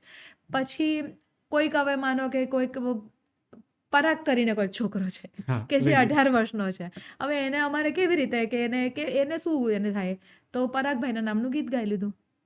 એટલે એવી રીતે અમારા પ્રયત્ન એવા હોય કે નવી પેઢી બી બને એટલું એ વસ્તુની અંદર જાય. પ્લસ બીજું કે મારી જે સ્પીચ છે, અમે લગ્ન ગીતમાં જે સપ્તપદી કાર્યક્રમની અંદર સ્પીચ હોય એમાં તમને એવું લાગે કે તમે કોન્સર્ટ જુઓ છો, તમે લગ્નમાં તો આવ્યા જ છો, પણ આ એક કોન્સર્ટ ચાલે છે જેમાં વિવાહ સંસ્કાર શું છે એ સાથે એનું ડિસ્ક્રિપ્શન આવે છે. તો તમને ત્યારે પ્રસંગે તમે, અને હવે તો નવી પેઢી, મેં પહેલાં પણ કીધું એમ કે નવી પેઢીને આ બધી વસ્તુ જાણવામાં રસ છે. ઇનફેક્ટ જેના લગ્ન હોય એ લોકો પોતે પહેલાં રિસર્ચ કર્યું હોય કે મારે સપ્તપદી વાંચવાની છે તો હું જાતે વાંચીશ, એવું ઘણા લોકો છે કે અમારે 60 ડગલા ચાલવાના છે તો તમે મને કહેશો, તમે બોલાવશો, અમે બોલશું. એટલે એવું બી છે. અને ઓબ્વિયસલી ટીમ વર્ક છે. પછી અમુક હવે માનો કે ગરબા રમવા તો બધા જતા હોય, 15 વર્ષનો છોકરો જતો હોય, તો હવે હું સપોઝ એક ગાઉં છું કે વાગે રૂડા શરણાયું ને ઢોલ રે માંડવડે મારે મોતી રે વેરાણા માણેક ચોકમાં, એની સાથે અમે લઈએ મહેંદી તે વાવી માળવે ને નો રંગ ગયો ગુજરાત રે મહેંદી રંગ લાગ્યો, એવી રીતે. તમારું સૌથી પ્રિય લગ્ન ગીત કયું છે? મને બધા જ લગ્ન ગીતો બહુ જ ગમે છે, પણ 2 દીકરીઓની માં છું પરાગભાઈ, એટલે ખાસ કરીને દીકરીના લગ્ન ગીતો મને વધારે ગમે છે. અને લગ્ન ગીતો ગાતા ગાતા હું મારી દીકરીને જ યાદ કરતી હોઉં છું મોટે ભાગે, અથવા મારી મમ્મીને યાદ કરતી હોઉં છું. પણ મારું ગમતું ગીત અથવા ઘણા બધા ગમતા ગીતોમાંનું એક કહું તો બેની તારા નવારે નગરના ઘર ચોડા, બેની તારી છીક કસબની કોરે લાડકડી પરણે છે. કોઈ એવી ખાસ સંયમ કે કોઈ રીત કે જે તમે ગાવા પહેલા અનુસરતા હોય? આમ ઘણી કરવી જોઈએ અને મારાથી ઘણી બધી નથી થતી, પણ જેટલા લોકો ગાયક મિત્રો છે, આપણા બહેનો ભાઈઓ જે પણ લોકો ગાય છે અને ખાસ કરીને સંગીત ક્ષેત્ર સાથે જોડાયેલા છે, એ બધાની સાથે મારો એક પર્સનલ અનુભવ હું તમારી સાથે શેર કરવા માંગુ છું કે લગ્નની સિઝનમાં ઘણું બધું ટ્રાવેલ, ઘણું બધું બહારનું ખાઈને, ઘણા બધા ઉજાગરા, ઘણો બધો થાક, અને બધાની સાથે જ્યારે અવાજને આપણે વિચારતા હોઈએ કે ફ્રેશ રાખવો છે અથવા મ્યુઝિશિયન માટે એની શૈલીમાં, તો ખાસ કરીને ઊંઘ પૂરી કરજો. જો તમારી ઊંઘ પૂરી થશે તો તમે જગત જીતી જશો. મારો પોતાનો અનુભવ એવો છે. વૈશાલીબેન, મેસેજ તો તમે બહુ સરસ આપ્યો. મારો એક બીજો ક્વેશ્ચન છે કે તમે નવા ગીતો લખો છો કે પરંપરાગત છો? હું એક પણ નવા ગીતો એક પણ લખતી નથી. મારા પ્રયત્ન એવા રહે છે કે ખાસ કરીને આપણું જૂનું સાહિત્ય છે, જૂના લોકોએ જે ગીતો ગાયેલા છે અને જૂના ઢાળમાં ગવાતા ગીતો છે એ ગાઉં. પ્લસ ઘરની બહેનો જ્યારે ગાતા હોય ને કોઈ પ્રસંગે, કે બા લોકો બધા સાથે મળીને ગાતા હોય, ત્યારે હું ખાસ કરીને એનો ઓડિયો લઈ લેતી હોઉં છું મારા મોબાઈલમાં, કે જેમાંથી મને ઘણું બધું મળે છે. તમારું ફેવરિટ સ્ટેજ મેમરી કઈ છે? રોજે રોજની, કે જ્યારે કાર્યક્રમ પૂરો થાય પછી ઘણા બધા લગ્ન ગીત પ્રેમીઓ, ખાસ કરીને તમે ઇન્સ્ટાની ભાષામાં કહો તો #લગ્ન ગીત ફેન્સ, હા, તો એવા ફેન્સ બધા મારી સાથે ફોટો પડાવવા માટે આવે છે. તો ત્યારે એમ થાય કે ખરેખર આ યુગમાં લગ્ન ગીતના ફેન્સ બી છે એવું નવાઈ લાગે. એટલે એ મારી મોમેન્ટ્સ દરરોજે મારા માટે બહુ સ્પેશિયલ હોય છે. અને ખાસ કરીને બહુ એમ ડિટેલમાં કહું ને તો જ્યારે મંગળફેરાનું સમાપન થાય, 4 મંગળફેરા, એના પછી અમારી આખી ટીમના મેમ્બરો, જે મ્યુઝિશિયન ભાઈઓ હોય, એ લોકો તિહાઈ કરીને એ પૂરું કરે છે, એ મ્યુઝિક આખું. એ મોમેન્ટ છે ને એ એવી છે કે જ્યારે બાકીના બધા જે મારી સાથે કોરસવાળી છોકરીઓ, એ બધા ક્લેપ કરીને એ લોકોને વધાવે છે, મહારાજો બધા. એટલે એ બહુ સરસ, અદ્ભુત હોય છે મારા માટે. તમે વૈશાલીબેન હમણાં વાત કરી કે તમારે 2 દીકરીઓ છે અને એને યાદ કરીને તમે ગીતો ગાતા હોય, તો એના પ્રસંગ વખતે તમે ગીતો ગાયા હતા? મોટી દીકરીના લગ્ન પ્રસંગે મેં વિદાય ગીત ખાલી એનું રેકોર્ડ કરેલું. બાકી અમારી જે આખી ટીમ છે એ લોકોએ પરફોર્મ કરેલું, કારણ કે હું માયરામાં હતી.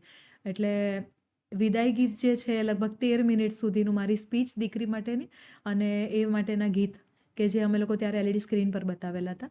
અને નાની દીકરી જે છે એના આ 11 અને 12 ડિસેમ્બરે મેરેજ હવે આવે છે. તમે વૈશાલીબેન ક્યારેય કોઈ પરિવારના લગ્નમાં હોય ત્યારે દુલ્હનની ડિમાન્ડ પ્રમાણે ગીતોના ફેરફાર કર્યા હોય એવો કોઈ પ્રસંગ? દરરોજ. દર વખતે? તમને જાણીને પરાગભાઈ બહુ નવાઈ લાગશે કે અત્યારના, મેં પહેલાં પણ કહ્યું કે એમ અત્યારે બ્રાઇડ અને ગ્રૂમ મારી પ્રોફાઇલ સર્ચ કરે છે કે આંટી કે મને ઓબ્વિયસલી કે આંટી તમે પ્લીઝ લગ્ન ગીતમાં મારા લગ્ન ગીત તમે ગાશો, એવા છે. ઘણા એવા બી ઇન્સિડન્ટ છે પરાગભાઈ કે જે લોકોએ લગ્ન ગીત અમારા રાખવા માટે પોતાના લગ્નની તારીખ પણ બદલી છે. વાહ. અને જેવી રીતે દરરોજ મેં પહેલાં કહ્યું કે આજે પટેલ પરિવાર, આજે દેસાઈ પરિવાર, આજે માણિયા પટેલમાં બી ઘણી બધી જે અલગ અલગ છે, એવી રીતે કે કાપડિયા છે, કાકડિયા છે, બધા અલગ અલગ ફેમિલી જે હોય, શાહ પરિવાર છે.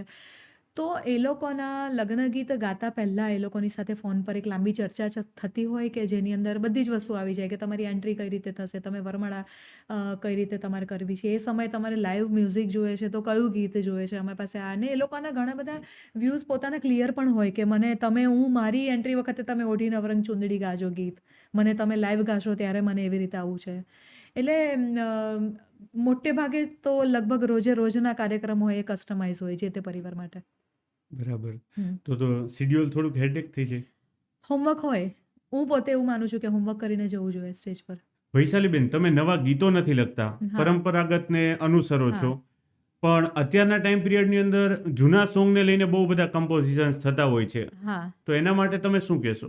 જેવી રીતે મેં પહેલાં કહ્યું કે ઘરની બહેનો લગ્ન ગીતો ગાતા હતા, ધીરે ધીરે પછી એ વસ્તુ પ્રોફેશનલ થતી ગઈ કે જેમાં મ્યુઝિક કમ્પોઝ થતા ગયા, મ્યુઝિકની સાથે અલગ અલગ તાલમાં. હવે અત્યારની પેઢી જે છે એમાં ઘણા બધા મશીનો પણ આવી ગયા છે. તમે માનો કે એક અવાજ રેકોર્ડ કરીને તમે 4 રીતે બી એને કરી શકો છો. નવા ગીતો અને નવું સંગીત આવકાર્ય છે 100%, કારણ કે એમાં નવી પેઢીની ક્રિએટિવિટી દેખાય છે તમને કે એમાં એ લોકો ઘણું સારું ઘણું અદ્ભુત કાર્ય કરવાવાળા બી છે. ઘણા ગુજરાતી નવા પિક્ચરોમાં બી લગ્ન ગીતો, આપણા સુરતના મેહુલભાઈ સુરતી, તમે ખ્યાલ હોય તો કસુંબો પિક્ચરના ગીતો મને બહુ જ ગમે છે કે જેમાં અસલ આપણા ગીતો અને આપણું મ્યુઝિક ને આપણા રૂવાડા ઊભા થઈ જાય એવા ગીતોના ભાવ ને એવું બધું. એટલે નવી પેઢી જે કમ્પોઝિશન કરે છે અથવા જે ગીતો લઈને આગળ આવી રહી છે એ લોકોને મને એક સંદેશો એવો આપવો છે કે જ્યારે તમે કોઈક વસ્તુ પબ્લિકલી પ્રેઝન્ટ કરો છો ત્યારે તમારી બહુ મોટી જવાબદારી એવી બની જાય છે કે તમે સંદેશો શું પહોંચાડવા માંગો છો. કારણ કે જ્યારે તમે એક ગીત કમ્પોઝ કરો છો અથવા માર્કેટમાં મૂકો છો ત્યારે માત્ર ને માત્ર તમારી આજુબાજુના લોકો નથી સાંભળતા. તમારું જે ટાર્ગેટ છે એ પ્રમાણે માનો કે એ વિડીયો કે રીલ જ્યારે વાયરલ થઈ જાય છે ત્યારે ગુજરાતમાં, ભારતમાં, ભારતની બહાર આખી દુનિયામાં પહોંચે છે. ત્યારે એ તમારી જવાબદારી બહુ છે કે તમે શું પહોંચાડો છો, અને એ તમે જે પહોંચાડો છો એ જ છબી લોકોના મનમાં માટે કાયમ રહે છે. એટલે એ વસ્તુ બહુ જરૂરી છે કે તમે શું પીરસો છો. બાકી માનો કે એક કંકુ છાંટી કંકોત્રી જે જૂનું ગીત છે, હવે હું જે ઢાળ ગાઉં છું, કંકુ છાંટી કંકોતરી મોકલી કેસર, બરાબર, આ એક જૂનો ઢાળ છે. હવે નવું કમ્પોઝિશન એવી રીતે કંકુ છાંટી કંકોતરી મોકલી કેસર. એટલે ગીતો એક જ ગીત અલગ અલગ સિંગરના મોઢે, અલગ અલગ ગાયક કલાકારોના મોઢે અલગ અલગ રીતે આપણે સાંભળીએ છીએ. જરૂરી એ નથી કે તમે જૂનો ઢાળ પકડી રાખો છો કે નવો, પણ સાચા શબ્દ પહોંચાડવા બહુ જરૂરી છે મારે મતે. અને નવું જો કમ્પોઝિશન અથવા નવા ગીતો તમે લખો છો તો એના ભાવ જળવાયેલા રહે, અને એ જ્યારે કોઈકના મુખે ગવાય છે ત્યારે સામેવાળાના હૃદય સુધી પહોંચવું જોઈએ. બસ એટલી આપણે કાળજી રાખવી જોઈએ, એવું નવી પેઢીને મારે કેવું છે. સાચી વાત છે તમારી. વૈશાલીબેન, એવા કોઈ ગીતો છે જે આમ લુપ્ત થઈ ગયા હોય અને તમારા ગાવાની શરૂઆતથી એ પાછા માર્કેટની અંદર આવ્યા હોય? માર્કેટમાં એમ નહીં, પ્રસંગમાં આવ્યા હોય. પ્રસંગમાં આવ્યા હોય. પણ કારણ કે લગ્ન ગીત ગાવાની પ્રથા જ લુપ્ત થતી જતી હતી, પણ હવે છેલ્લા ઘણા વર્ષોથી ઘણા લોકો એના પર કામ કરે છે કે લગ્ન પ્રસંગે લગ્ન ગીતો ગવાઈને લોકો સુધી પહોંચે. એમાં ઘણા બધા ગીતો એવા છે કે જે બહુ રેરલી સાંભળવા મળે, અથવા મને યાદ છે ત્યાં સુધી પહેલાં કોઈ ગાતું નહોતું, અને હવે એવું છે કે એની આપણે ઇન્સ્ટા રીલ મૂકવાથી કે યુટ્યુબ પર મૂકવાથી કે શોર્ટ્સ બનાવ્યા પછી ઘણા લોકો પૂછે બી છે કે બેન આના સાચા શબ્દો આપો.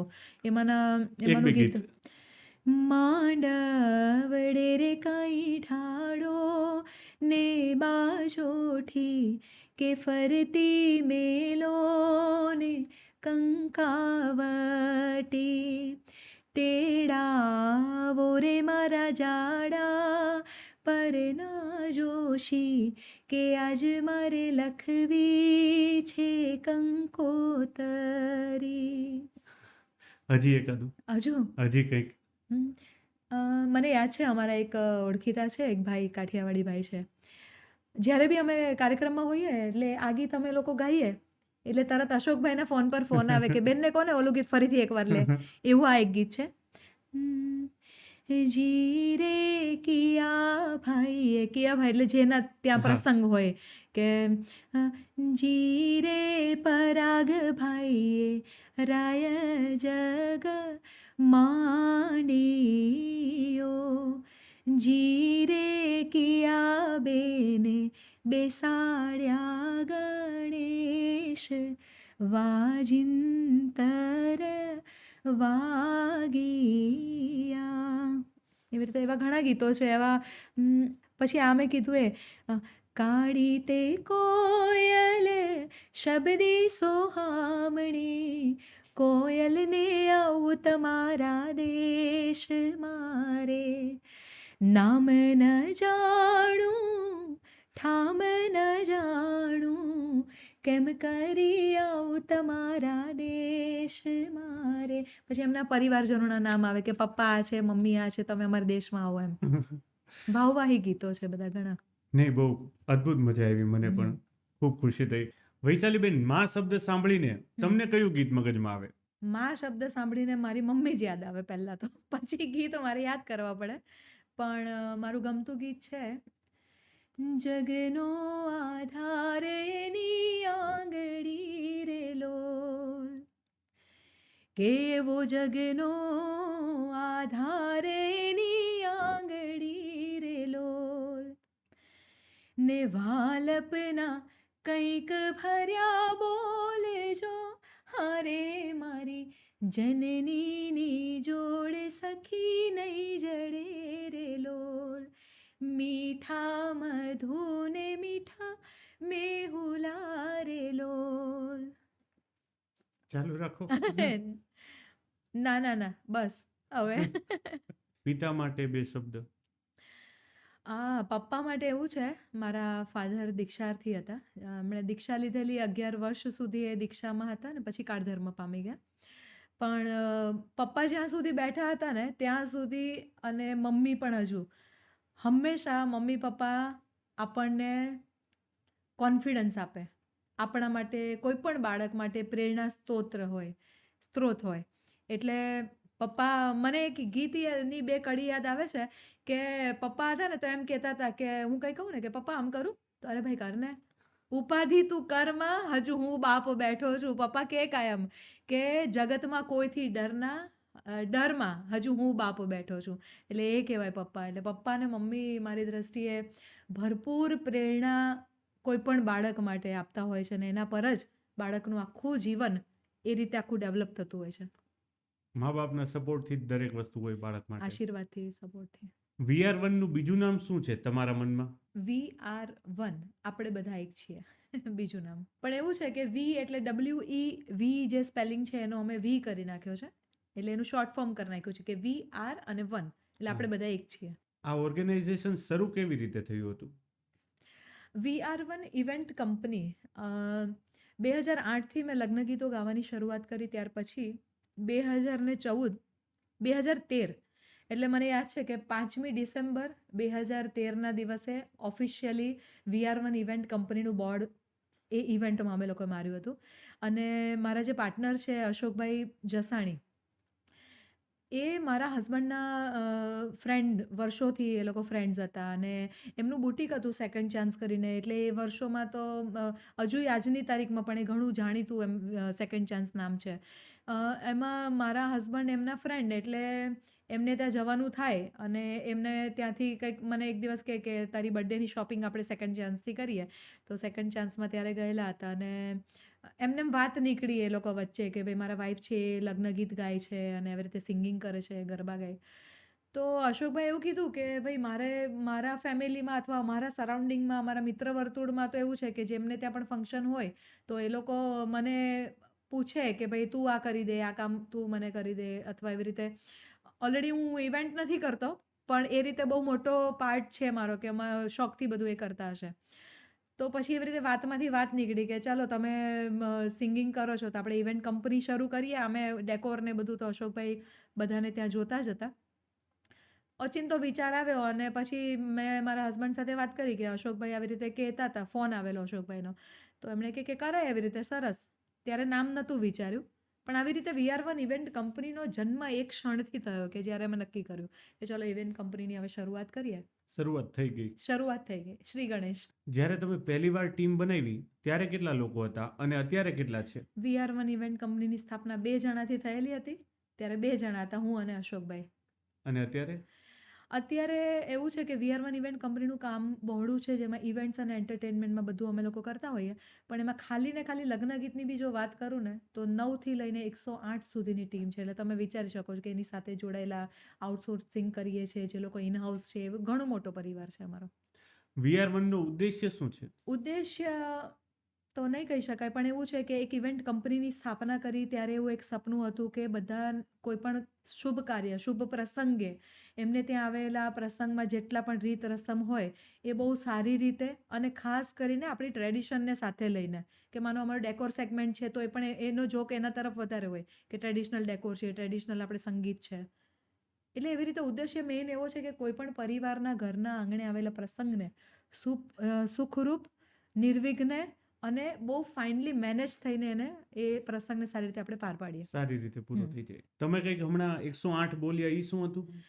108 જણા જે કલાકારો છે એ એક જ સ્ટેજ પર પરફોર્મ કરે છે, માત્ર ને માત્ર લગ્ન ગીત.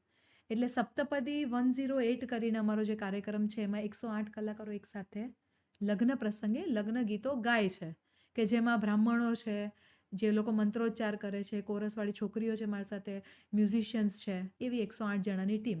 એક પ્રાઉડ મુમેન્ટ થઈ જતી હશે ને? પ્રાઉડ મોમેન્ટ થઈ જાય અને અમારા માટે એ વસ્તુ બહુ શું કહેવાય, બહુ કિંમતી છે એ વસ્તુ, કે એવા પરિવારો પણ છે કે જે લોકો, માનો કે ઘણા પરિવારો પૈસા ખર્ચે છે પણ એ લોકો એટલું વેટેજ લગ્ન ગીતના કાર્યક્રમને પણ આપે છે કે તમારી આખી મોટી ટીમ, કે લગ્ન પ્રસંગે એક બાજુ માયરું છે અને એક બાજુ તમારી આખી ટીમ, આમ આખી ભવ્ય 108 જણાની ટીમ દેખાય છે. એટલે એ વસ્તુ અમારા માટે બહુ મહત્વની. જ્યારે આવા કોઈ મોટા લગ્ન પ્રસંગની અંદર ઇવેન્ટ માટે તમને બોલાવવામાં આવે છે તો કેટલા દિવસ પહેલા તમારી તૈયારી ચાલુ થઈ જાય છે? 108ની વાત કરું તો 108ની ટીમની તો ઘણી પ્રેક્ટિસ ચાલતી હોય, અને પ્રેક્ટિસની જો વાત કરું તો એવું હોય કે લગ્ન ગીતોની પ્રેક્ટિસ આખું વર્ષ જ કરવી પડે. ખાલી એવું નથી હોતું કે તમને ગીત આવડે અને તમે ગાઈ લીધા, પણ સિંક્રોનાઇઝેશન તમારા ટીમના મેમ્બર સાથે, એક તમારું એકતા જે દેખાય અથવા તમારું ટીમ વર્ક દેખાય ત્યારે જ દેખાય. એટલે એક વસ્તુ છે કે એની આખું વર્ષ અમે લોકો પ્રેક્ટિસ કરીએ છીએ, પણ જ્યારે 51 કે 108 જણાની જ્યારે અમારી ટીમ હોય છે ત્યારે એના સ્પેશિયલ સેશન હોય પ્રેક્ટિસના, તો હું માનું છું કે લગભગ 8 કે 10 એવી પ્રેક્ટિસ. જ્યારે એ ડિઝાઇન કર્યો હતો અમે લોકોએ ત્યારે મેં અને અશોકભાઈએ લગભગ એના પર 20 થી 25 દિવસ કામ કર્યું છે. એના પછી એના પ્રેક્ટિસ સેશન ચાલુ થાય. એટલે 1 મહિનો પહેલા તૈયારી ચાલુ કરી દેવી પડે? હવે નહીં, લગ્ન સિઝનમાં તો એવું હોય કે મેં પહેલાં કીધું કે 1 ડિસેમ્બરે ગોવા છીએ, 2 ડિસેમ્બરે સુરત છીએ, તો તે એ વખતે ટાઈમ નહીં મળે. પણ આ બધી જે વસ્તુની તૈયારીઓ હોય એ જ્યારે લગ્નસરા નહીં હોય એ સમયગાળા દરમિયાન થતી હોય છે. તમારી ટીમમાં મોટા ભાગે મહિલાઓ જ છે? કોરસ છોકરીઓ મહિલા છે, બધી છોકરીઓ છે કોરસ. પ્લસ બીજું કે લગ્ન ગીતની અમારી ટીમમાં એક પણ મેલ સિંગર નથી. હું એવું બહુ માનું છું કે વર્ષોથી જે બહેનો ગીતો ગાતી હતી એ આપણે લોકો સુધી પહોંચાડીએ છીએ, અને મ્યુઝિશિયન ભાઈઓ છે બધા. VR1 ટીમની અંદર ઘણા બધા લોકો છે, તો ઘણા બધા લોકોને રોજગાર પૂરો પાડવો એ તમને કેટલું સંતોષ આપે છે? ખરેખર બહુ સંતોષ આપે છે. અને અત્યારનો જે માહોલ છે કે જ્યારે લોકો વધારે ને વધારે ઇવેન્ટફુલ બનતા જાય છે, નાની નાની વાતોને તમે પ્રસંગ બનાવીએ છીએ આપણે. મને યાદ છે કે વડી પાપડ એક કોઈ પ્રસંગ નહોતો, ઘરની બહેનો વડી પાપડ મૂકતા હતા. હવે એ વડી પાપડ વણવાનો એક પ્રસંગ છે, પહેલી વાર છોકરી ઘરે આવે તો કુમકુમ પગલાંનો એક પ્રસંગ છે. એ જે આપણે ઇવેન્ટફુલ થતા જઈએ છીએ એમાં માત્ર અમારી ટીમમાં લગ્ન ગીતની ટીમ જ નહીં, પણ માનો કે તમે એ જગ્યાને સુશોભિત કરો છો, ડેકોર પાર્ટ છે, તમારી સાથે હેલ્પિંગ હેન્ડ્સ છે. અમે જ્યારે ગાતા હોઈએ ત્યારે સાઉન્ડ જે આપણા ભાઈઓ આપે છે, એવા સાઉન્ડની આખી એજન્સી છે, લાઇટની એજન્સી છે, ટ્રસ્ટ છે, LED સ્ક્રીન છે, એ બધી વસ્તુ જે અમારી કંપની સાથે જોડાયેલા છે. ખૂબ મોટો સંતોષ એ રહે છે, અને ખાસ કરીને આ કોરોના કાળ પછી તો અમને વધારે સંતોષની લાગણી થઈ છે કે બને એટલી મોટી મોટી ટીમ બધી જગ્યાએ આપીએ, અથવા કોઈક એક ઇવેન્ટની અંદર બને એટલા વધારે સાથે લઈને ચાલીએ લોકોને, તો જેને કરીને એક એમ્પ્લોયમેન્ટ તો જનરેટ થાય જ છે. ભલે બધાના જેટલા લોકો જોડાયેલા છે એટલા લોકોના ઘરમાં 1 રૂપિયા પહોંચે છે, એટલે એનો ઘણો સંતોષ છે.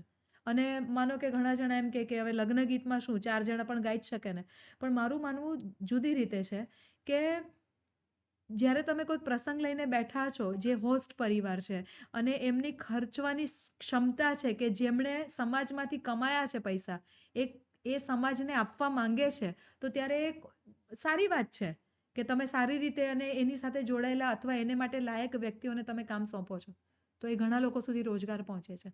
ખૂબ સંતોષ થાય. વૈશાલીબેન, આપણા દર્શક મિત્રો અને હું પોતે પણ જાણવા માંગુ છું તમારી પર્સનલ લાઈફ વિશે અને તમારા પરિવાર વિશે. થોડુંક એના વિશે થોડુંક બ્રીફ કરો. પરાગભાઈ, પર્સનલ લાઈફ મારી જે હું અત્યારે તમારી સામે બેઠી છું એ જ છે.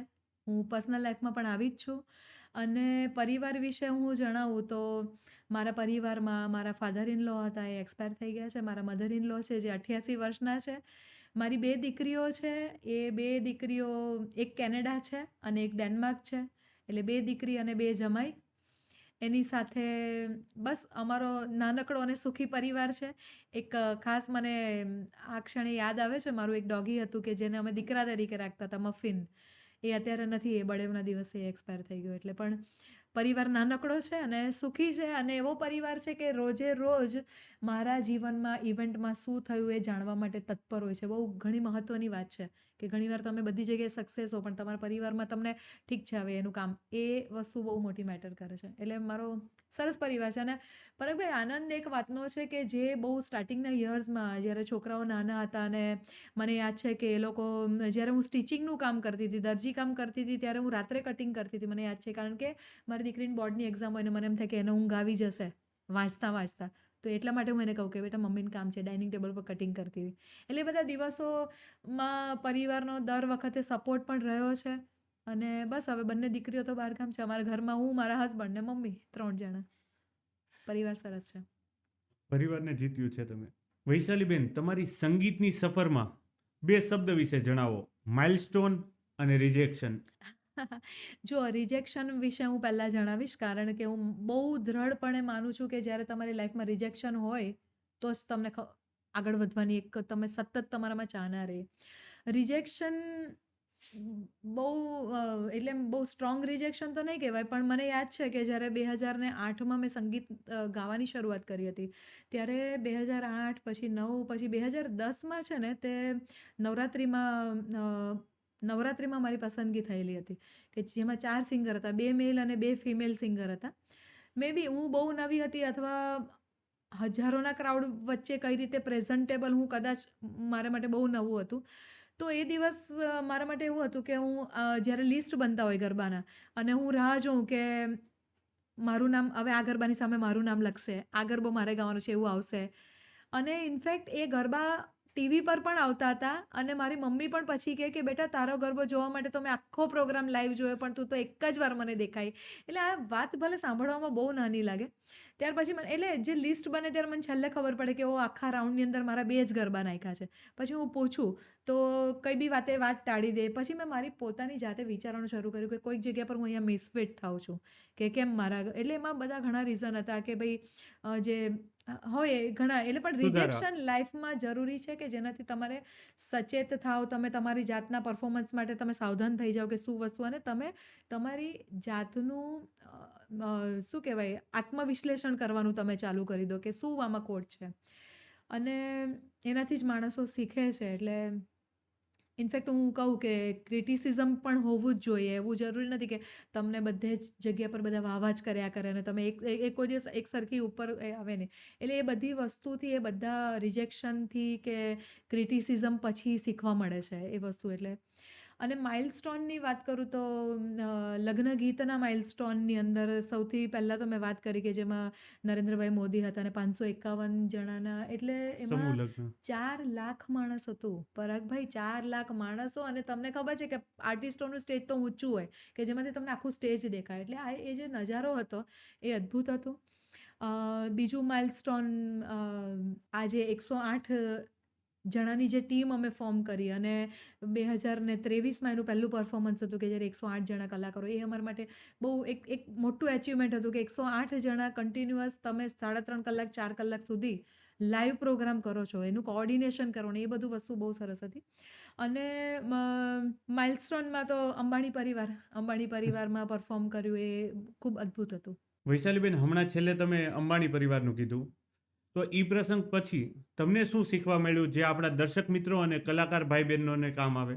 આમ તો શીખવા તો ઘણું બધું મળ્યું. અંબાણી પરિવારમાં એન્ટિલિયામાં 3 વખત જવાનું થયું.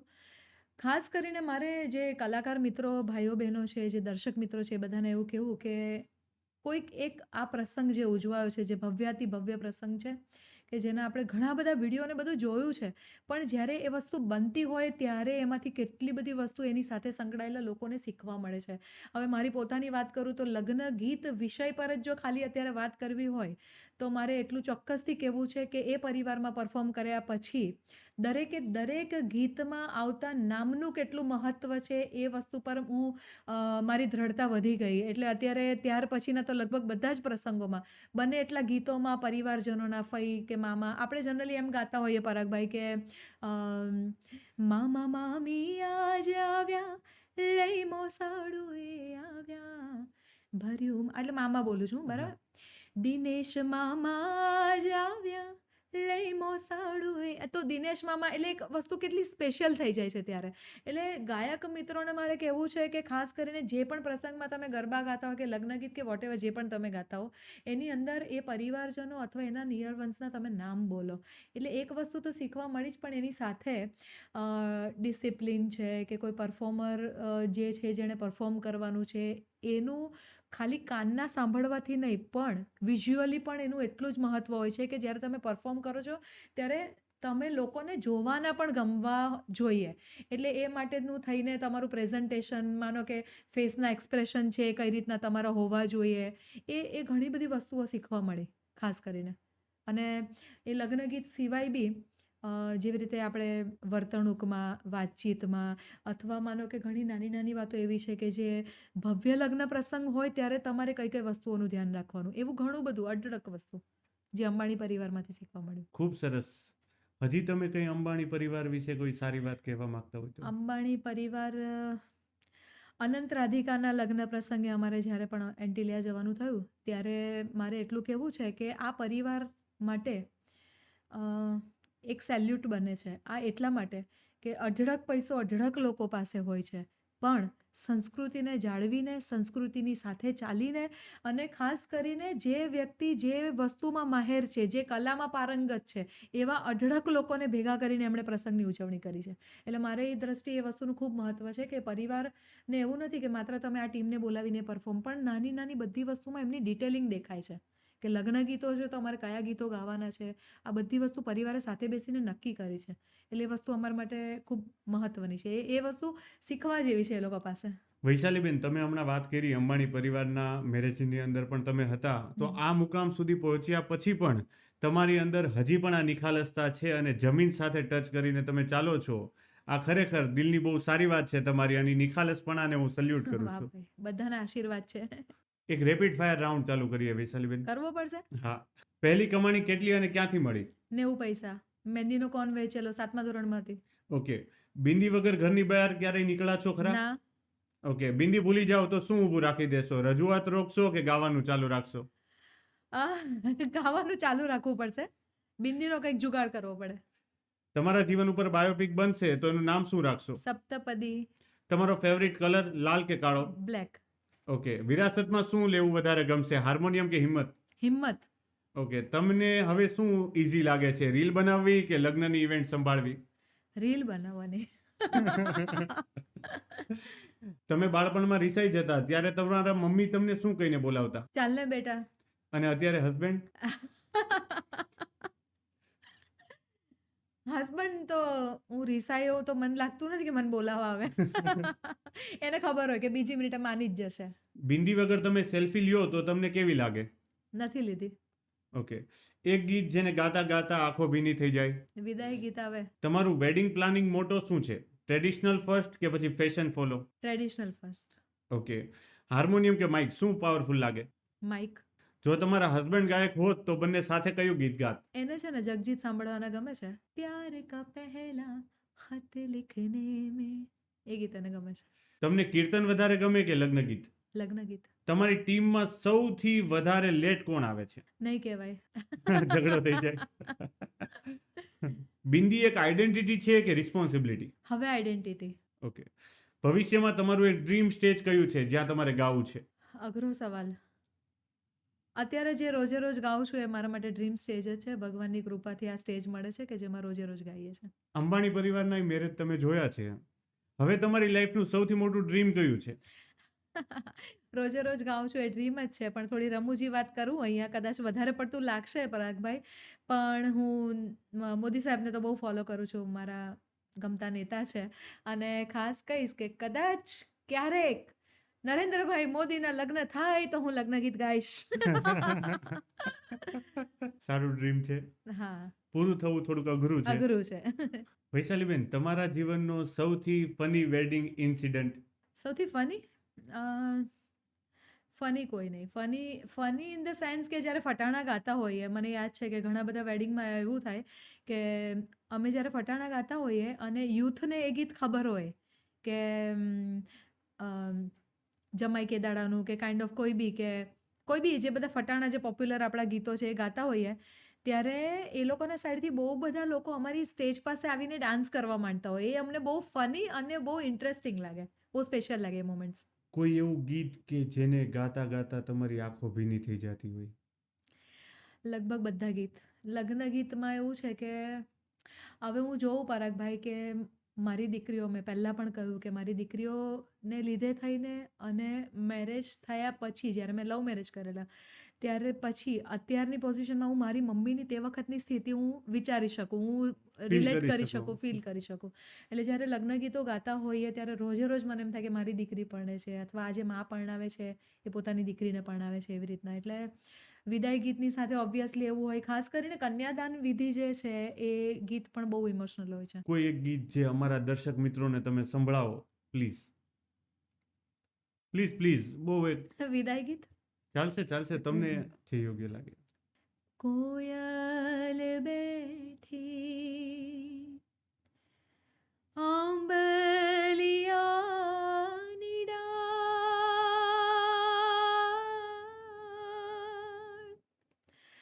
મારો મોરલિયો બેઠો રે ગઢને કાંગરે,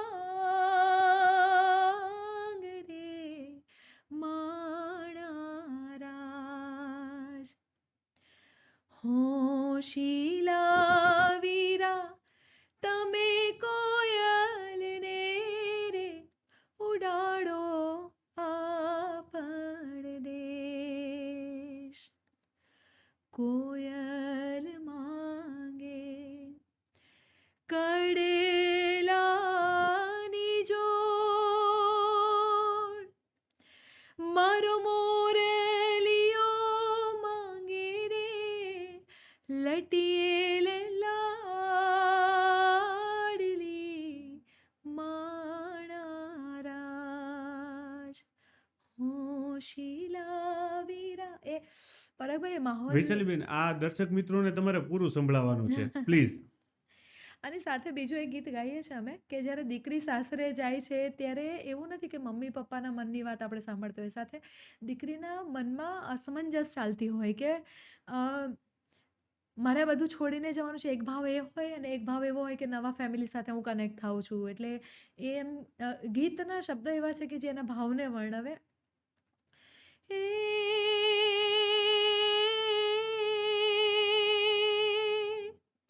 દાદા મોરા, એવા દાદા તમારે દેવું હોય તે દેજો, છેલાની વાટે મારે હાલવું રે માણા. મારાથી ગવાશે નહીં આ લગ્ન ગીત, કારણ કે લગ્નના ઘણા બધા ગીતો કે જે ક્ષણે આપણને એમ થાય કે દીકરી હવે આ માંડવો છોડીને જવાની. તમે જોજો, અમે અનુભવ કર્યો છે પરાગભાઈ કે લગ્ન પ્રસંગ પૂરો થાય ત્યારે બધા પોતપોતાનો સામાન બધું પેક કરીને જવા માંડતા હોય. અમે છેલ્લા હોઈએ કે જ્યારે મ્યુઝિકનું સ્ટેજ ખાલી.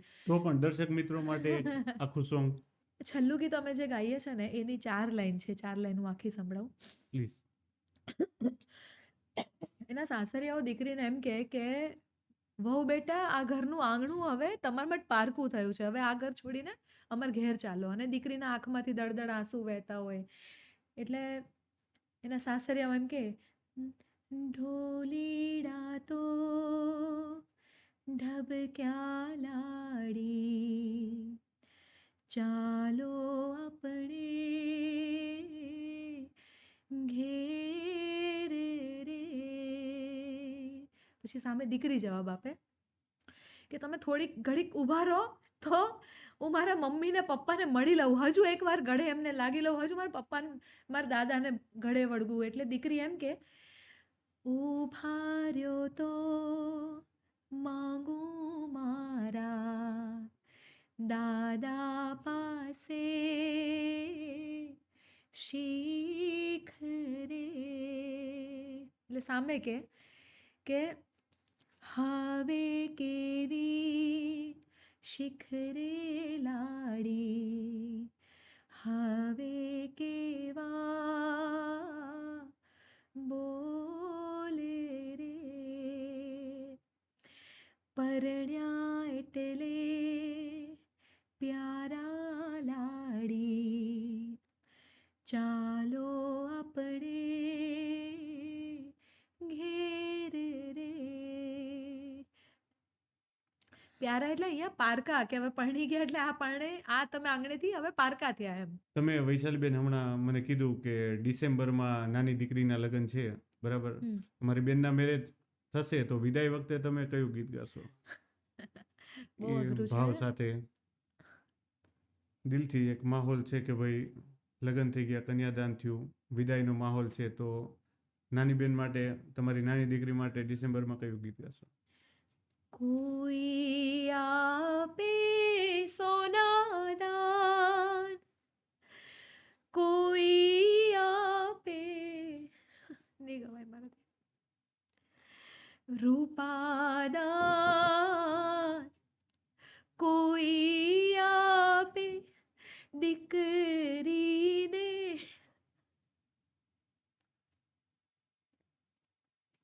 અમારે હરીને ભાઈ તો હૈયાના ભોળા, અમારે વૈશાલી બેન તો હૈયાના ભોળા, એણે દઈ દીધા લાડકડીના દાન.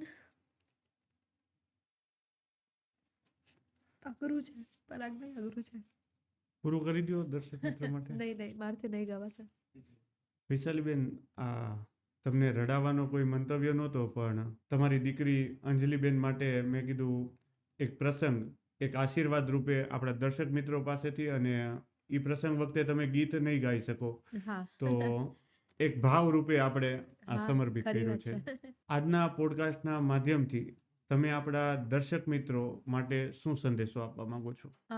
દર્શક મિત્રો માટે સંદેશામાં પોડકાસ્ટના માધ્યમથી તો સૌથી પહેલાં હું એવું કહેવા માંગીશ કે જે બહુ સારા સારા પોડકાસ્ટ અત્યારે થઈ રહ્યા છે, કે જે ખરેખર માહિતીથી ભરપૂર હોય છે, એવા યુથમાં બી ઘણા લોકપ્રિય થઈ રહ્યા છે. અને ખરેખર પરાગભાઈ, તમે અને તમારી ટીમ ઘણી સારી માહિતી લોકો સુધી પહોંચાડો છો. એના માટે સૌથી પહેલાં તો તમારી ટીમને થેન્ક યુ સો મચ.